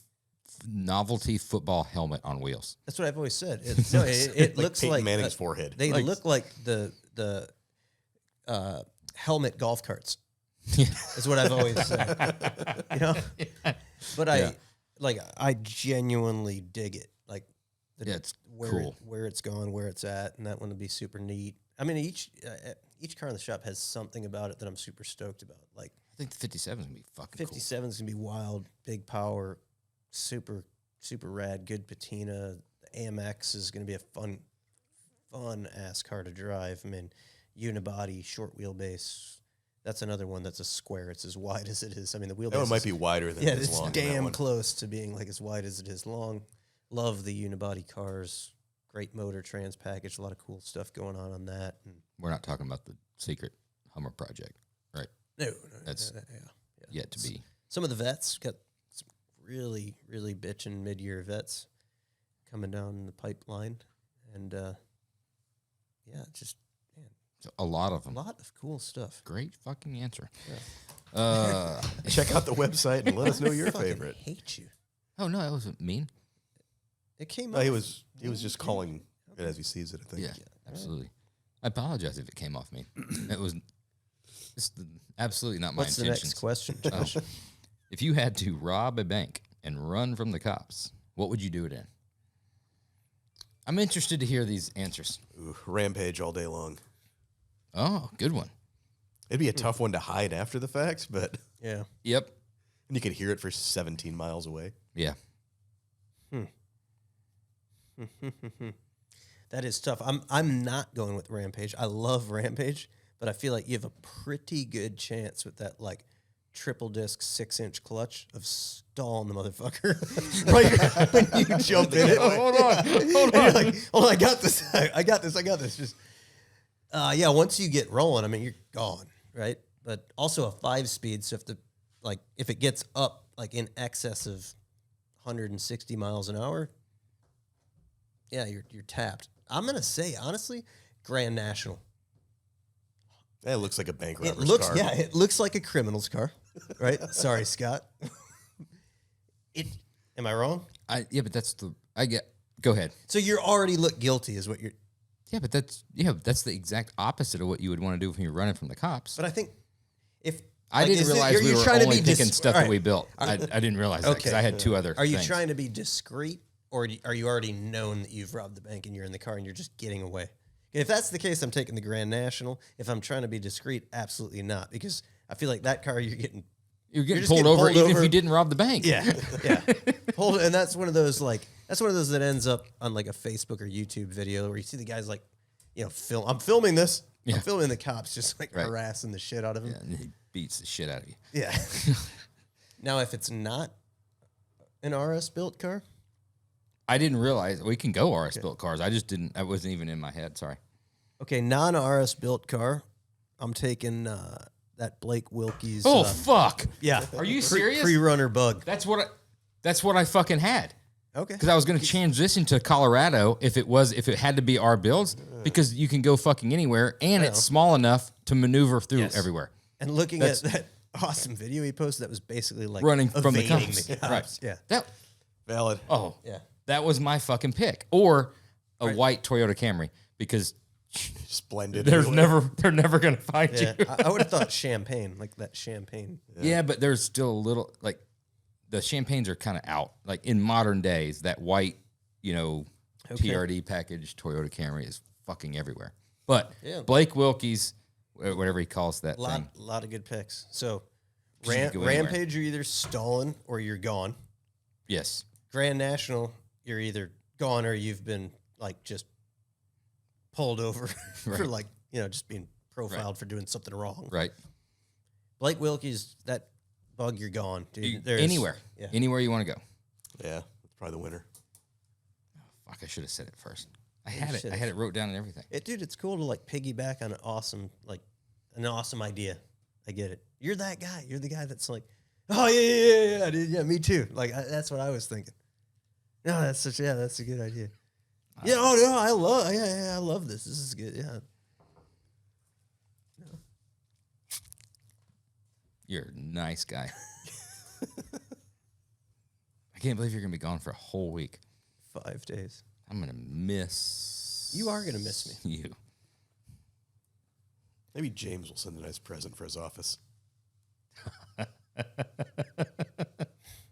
This won't air in time. I'll send him a pre-release copy. Maybe me and Phil will just fuck your office up and blame it on James. That was where I was going with it. You don't touch my fucking office, dude. Don't touch it. I'm going to do to your office what I was going to do to Tim's toolbox. You'll do no such thing. Next question. Next question. That was a good question. I like It was. Do Jeremy and Phil have any advice or lessons they learned from purchasing the Roadster shop way back when? I'm going to be purchasing the shop that I work at in the future. Well, he said he was excited for the question that Evan was asking, so I'd assume this is it. This one? No, yeah, no, that's Oh, Who works for us? yeah. Go ahead, dude. what do you got? That was the first thing that came to my mind. Oh, you got anything? Advice on that? I mean, well, it all depends. You know, I feel like in this day and age, it's probably a different animal. You know, the market's different, the industry is different. You know, we had bought something that you know, place that I had been. It was a non-performing business. You know, like something that probably would have disappeared. Had some great talent within it, but man, I would say, like, honestly, if you're a guy that's working for that business and you've been there for a while and you're like very involved with it, you should know what, like, the inner workings are, How to what's make it, going on trust there. yourself. Is it a hot rod shop? Are you manufacturing products? You know, I don't know. I feel like that one's just not, like, it's probably just not a great question to answer. Do you agree? We can not do it. Yeah. Unless you got something better, but I don't know where to really go with that. That sounds like worth a fuck. Make sure they edit that portion of it out. Anybody that's listening. I think you would understand. Unless you got something I think else. advice, probably biggest thing, just have to have perseverance and keep pushing through. I think we failed a lot in the beginning trying to find our way and figure out what our market was, tried a couple different areas until we found kind of what stuck, and it's easy to give up and let it die, but I think you just got to keep fighting through it to keep building it and keep it alive and go to the next level. I do think. I mean, at the end of the day, you got to fucking keep going. Trust yourself. If you believe in yourself, you'll make it fucking happen, regardless of what anybody else says. The next one already sounds good because it starts with, I want to take a shot at Josh. Wonder what that means. Who doesn't? Dude? I feel I want to read this one. I want to take a shot at Josh. I feel like he knows too many mini truck clubs to not be a closet mini trucker with a bagged, I'm going to say, Toyota or Mazda stashed away that he drags down the highway at 2 a.m. on the weekends. Can you confirm? That could be a guilty pleasure of yours. One of those, like, just the E2200s. I don't know what the fuck That's that the even Mazda is. pickup. Yeah, the square body Mazda pickup. Yeah, Tell us more about your pickup, Josh. I do not have a Mazda. No, I don't see Josh as the mini trucking type. Definitely more the import guy. That would be correct. I've only owned one mini truck in my entire life. Wasn't really considered a mini truck. It was Aren't a they kind of mid-sized like all truck. the same? Mazda mini truck, import. Is it the same? That would be Jeremy Gerber that said that. Let you deal with those mini truckers that you said that's the same thing as an import. Yeah. Are there still mini truckers? Is that Wow. I can't wait. I can't wait. It's probably Nashville. There's going to be, Just bottle over the head. yeah. Be 4 no regret shirts coming. Yeah. One relaxed atmosphere. I don't even know what you're saying, dude. So no. Negative camber. Beating your ass. These are all car clubs. All right. Mini truck clubs. I don't know. I don't I know. know the mini truck scene. Okay. Not a mini trucker. Been around that scene when there was back in the day, imports and mini trucks did have some of the similar shows. It's like, This it was sounds way like back in the day. rollerblading. Honestly, it's like Man, you are digging yourself a fucking hole. Mini fists of fury. Just no, but I do know the clubs. Been around the scene. Never owned one. Had many of the imports though. Unfortunately, back in the late '90s. Got to start somewhere. yeah. You got. I mean, at the end of the day, it's motorsports. You know, you're into cars. We're going for a save here. No, I'm not trying to save it because But I'm just He's coming back from a tank slapper. Like, I'm speed limit. yeah, Go right. speed limit. I'm in my promise. I'll never do that again. I just make it through this one. Yeah, no, I mean, I will say, like, I see the dude, like, who's on, out on the highway with, like, the late 90s Celico with the huge spoiler, and there's, like, the praying hands sticker in the back window usually, the huge pipes, and it's like... It might not be your style. At least they're doing but I can something with cars. appreciate the fact that, like, you took a car and you modified it. Right. Because you wanted it to be something different or something better than what it started as. Right. And I'll always appreciate that, whether I agree with it or not. I've got cool. a teenage son. He's got his first car. He's driving. He's big time into Getting cars tickets. now. He's He likes the tickets. He's- Hell yeah. He is very into speed. yeah, he likes that. Well, a little too much.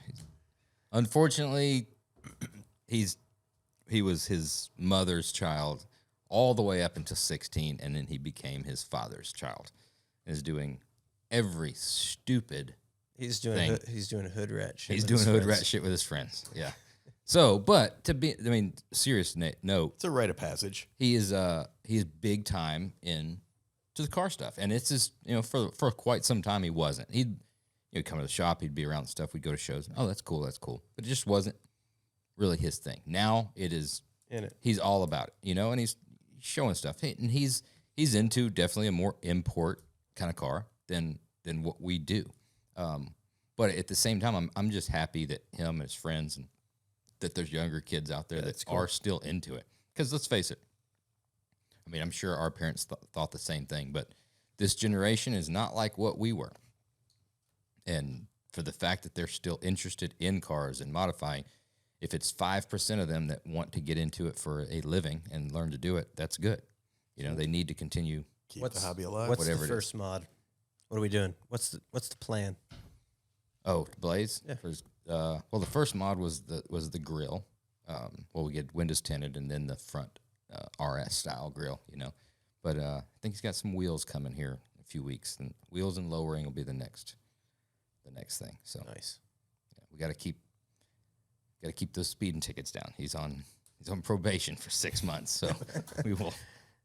Just lower it a lot. It's got a ton of camber, and then it can't really go or rubs on everything. Yeah, take It's like the a speed down. built-in. I think that built-in rev limiter. there's speeding tickets, and then there's like the reckless driving speeding tickets, which are those are like you're really speeding, Yeah, like a lot. Yeah, fortunately, we didn't get charged with that one. Okay. Right. Yeah. Could have been. We were written for that one, but we weren't charged. That would be an accurate statement. Yes.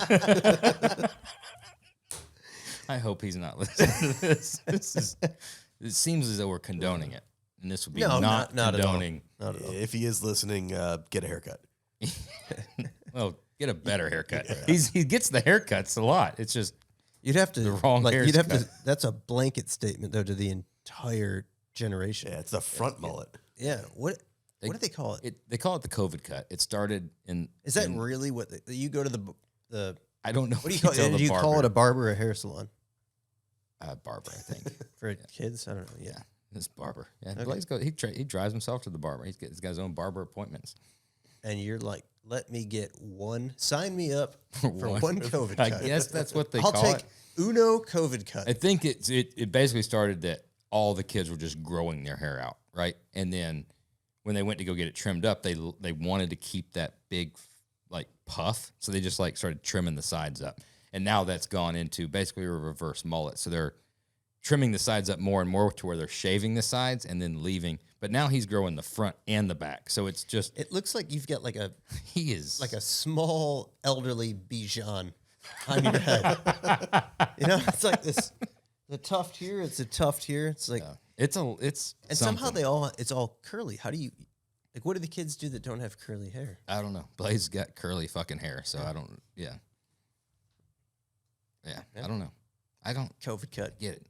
I'm a younger middle-aged man, and I mean, coming from somebody who had his own Facebook page for his haircut. That and we're bringing that up again. I am absolutely shocked that hasn't come up until now. Yeah. Yeah, that's hitting the screen next podcast. No, it's not. 'Cause you don't know how to do that. It is. Phil does.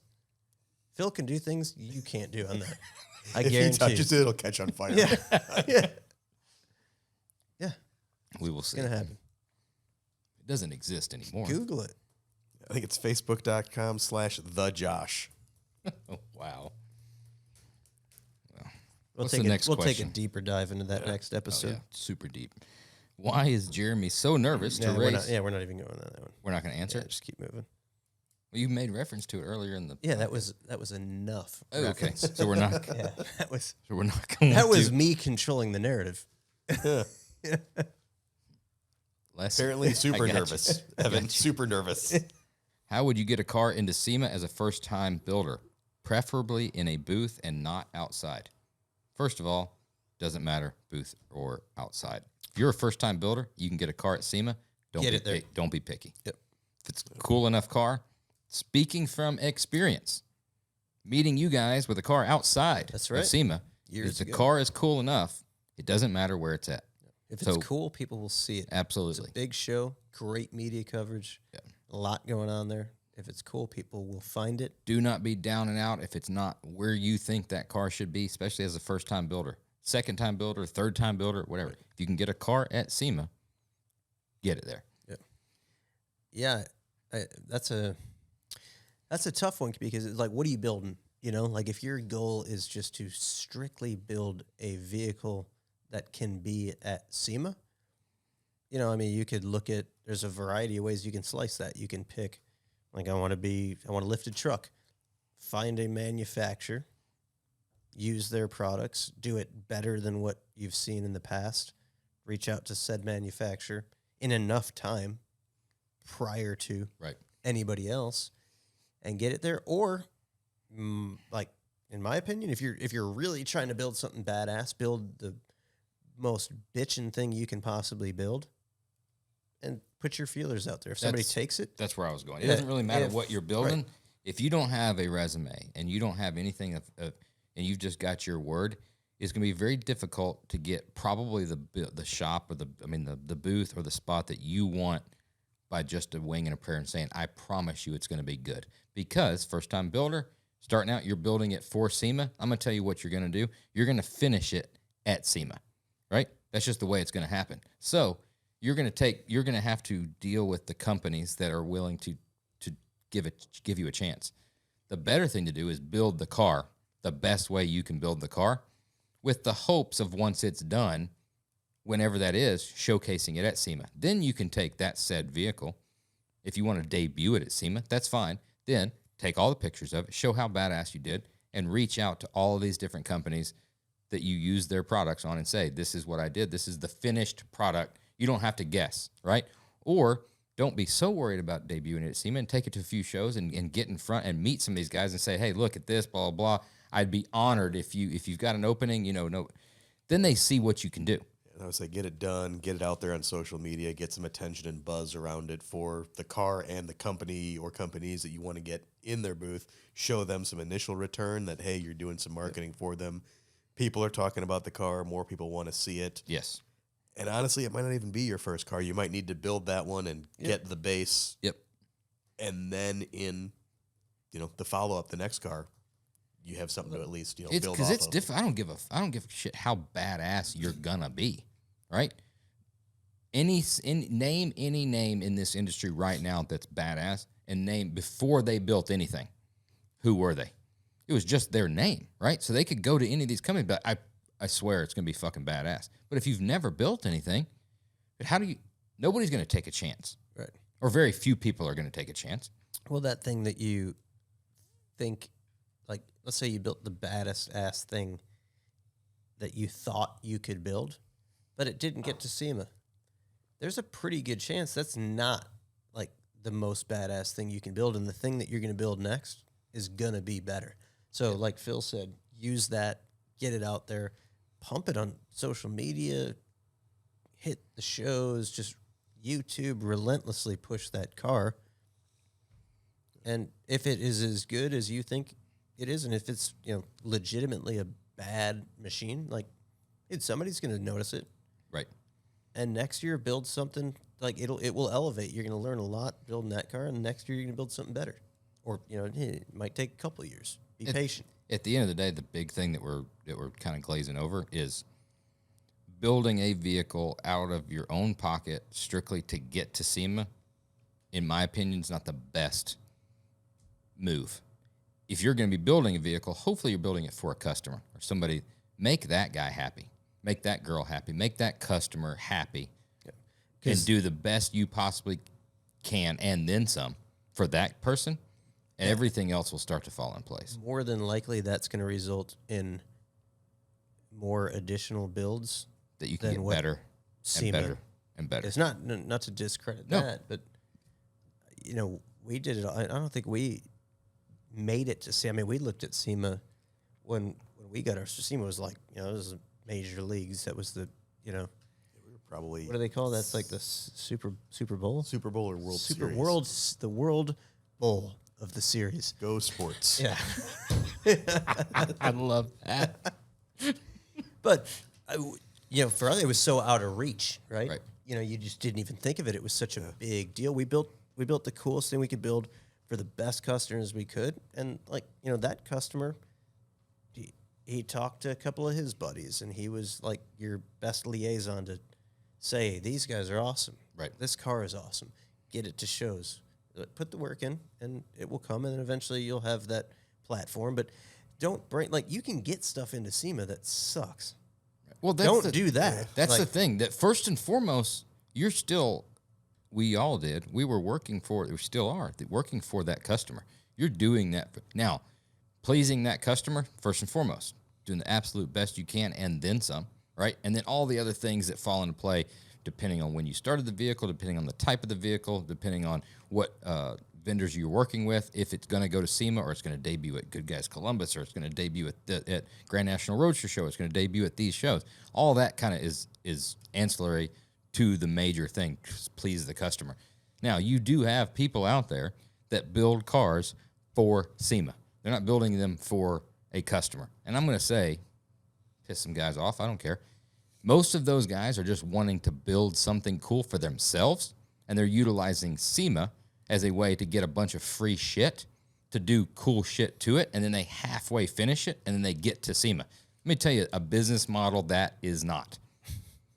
It's not. Because you're not pleasing anybody, and they're not even pleasing the sponsors for what they got the free shit for, because usually it's half-assed, right? The cars that are at SEMA that are the most badass, that everybody's like, oohs, ahs, all that stuff, somebody paid for that. Okay. A customer said, I want this shop, I want you as a craftsman to build me this car, right? And it happens to be at SEMA in whatever relationship that somebody has with this, or a product or a wheel or a tire or a brake or something like that, to showcase that for the industry. Nobody built that badass, the best thing that wins, air quotes, SEMA, to build it for fucking SEMA. Didn't happen. Make the customer happy. If you're focused on building it for SEMA thing, then you're going to be one of those fucking SEMA trucks out front with no front drive shaft. That's what's going to happen. I think we answered this one. Right. You're right. Apologize. We went on a little tangent, but you got it off your chest. Got all fucking fired up over there. All right. At least you won't be yelling at anybody on Instagram now. I do that a lot.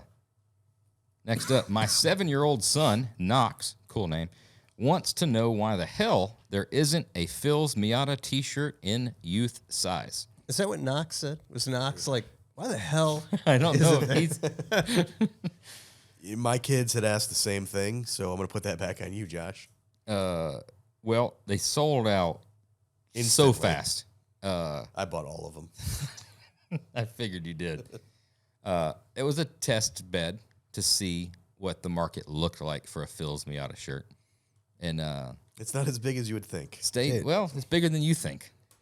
So There's something else coming? Stay tuned. There might be. My son is 11. He's a very quiet kid, and he doesn't say a lot. So, where this came from, I don't know. But he's on Instagram, so I get these direct messages from him, which I quite enjoy. Is he And they wanting a range from Phil's like, Miata shirt too. well, it's like a video. This is the Miata jump scare. And he, like, no explanation. He just sends that. He's just into Miatas. Yeah, no. And then there's he just sent this again, no explanation, just a link to the Miata.squad. It's just all like hammered Miatas. Why isn't he sending me this shit? Yeah, I'll have to. Everybody else is. Right. But yeah, there's a lot of other stuff here, but there's a tremendous amount of Miata stuff. I'm gonna go ahead and say I think the Miata thing's ran its course. I fucking hope so. I think it has. I think tonight it dies, but before that, and being that the 7-year-old Knox brought that up, there's something that it's been sitting here and we forgot to debut it. Somebody grab We it. have. Damn. Yeah, good segue. Knox bringing it through. There is a present here for you. Now, there's a caveat to this. Are these We the don't Miata know. slippers? We don't know where it came from. Somebody. I'm sure. No, this is serious business. Somebody told me they sent it and make sure it got here. I cannot find who that is. I don't have a record of text message or email of who it's from. But somebody in the inner circle sent these. So they from need to China. they need to come forward. Yeah. So whoever it is, let us know so we can give the proper credit. What kind of blade are you cutting that open with? My standard issue. I don't want to cut whatever could be in here. It's a tight package. I think Yeah. I know who it is, but I'm not for sure. Who are you Is it thinking? Greening or No, I think it's John. John York? No, Blumenthal. Huh. I think, but I'm not for sure. Oh, yeah, it is. Is it? Nope. It is what I thought it was. These are the Miata slippers. Damn. Do you know who this is from? I do not. But I have seen these on eBay before. Those are awesome. I think I might start rocking these. Let me my podcast shoe. Dude, I'll tell you what. Here's what I'm thinking.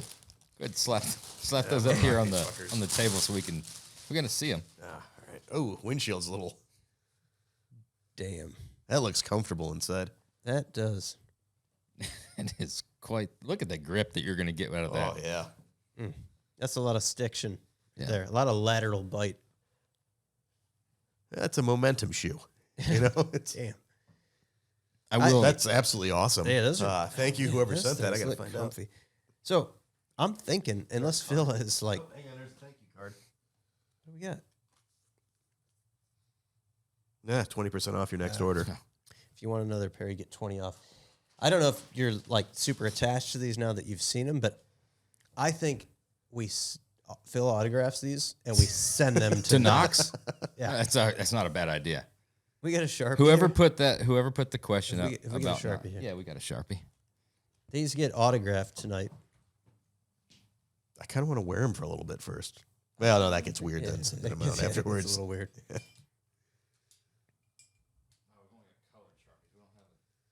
All right, we don't have to do it. You know, We'll autograph on it at a camera. future date.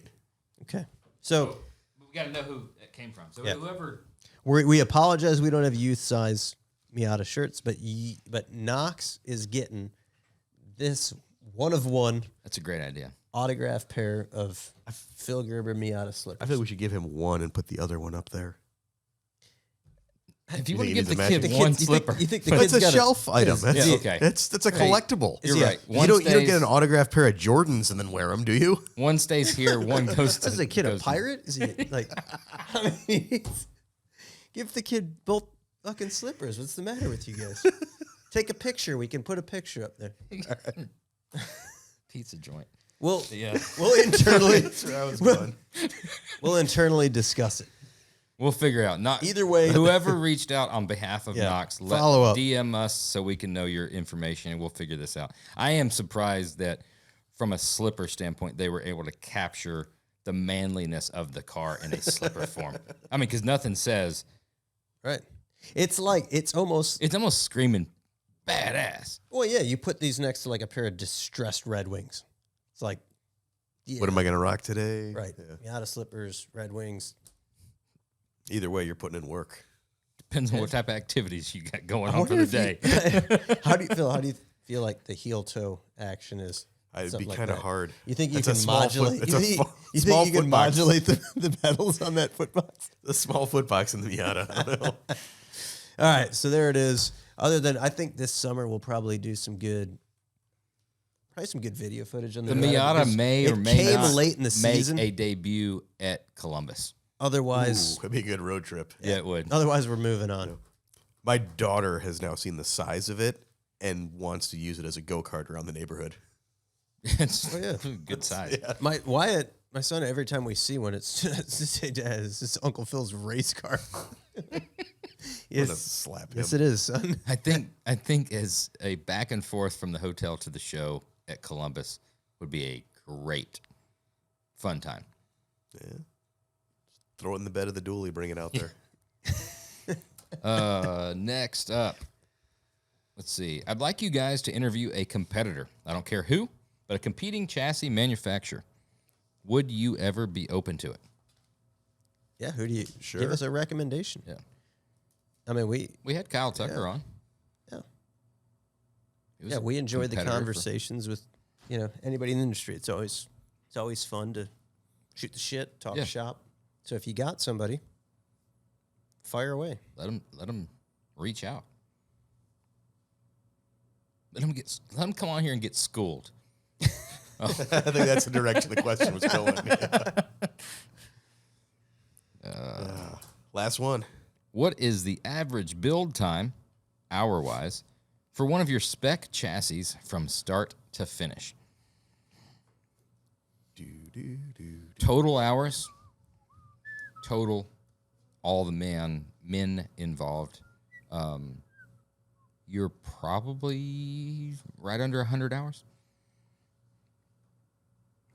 Give or Are take. you want to take that from like the absolute, like raw materials going through the machine shop, ball joint cups? I wasn't doing that. I was putting man hours of building parts, of taking. If you take all of that kind of stuff, I mean, unlimited. There's a tremendous amount. Infinite amount of time. Yeah. But yeah, if one guy was to sit down with the parts cut, ready to go,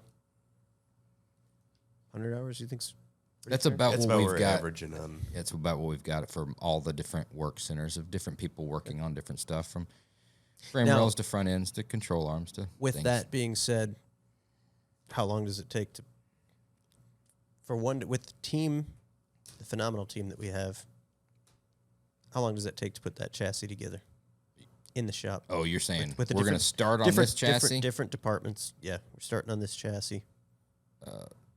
All of the subcomponents already done. Yep. Anywhere from 6 to 12 hours. With 90 hours ahead of that. Yes, building up correct. to it. Absolutely. Yes. That's what we're, Yep. 100 hours into it, Yep. your pre-assemblies and stuff like that. Yeah. When it comes time to take all of the pre-done individual subcomponents and make a chassis, anywhere from 6 to 12 hours, depending on the chassis. I don't know. That's just the truth. I'm not like proving a point. You didn't like that answer. No, it was a fine answer. You looked at me like I was stupid. That's just the way I look at you. That's dude. just the way you look at me. Yeah. Well, I appreciate everybody for listening to the Oil and Whiskey with the Roadster Shop and Ironclad Original. If you like the show, be sure to leave us a rating and a review. If you think Jeremy's mean, let us know that as well. Thanks again to our guest, David Ankin. We always say we'll see you again next week. It doesn't make a lot of sense because we don't see anybody. We don't see anyone, right? You'll see us again next week. Or hear us. Yeah, okay. Get the last word in. I got nothing. Cool. Bye-bye.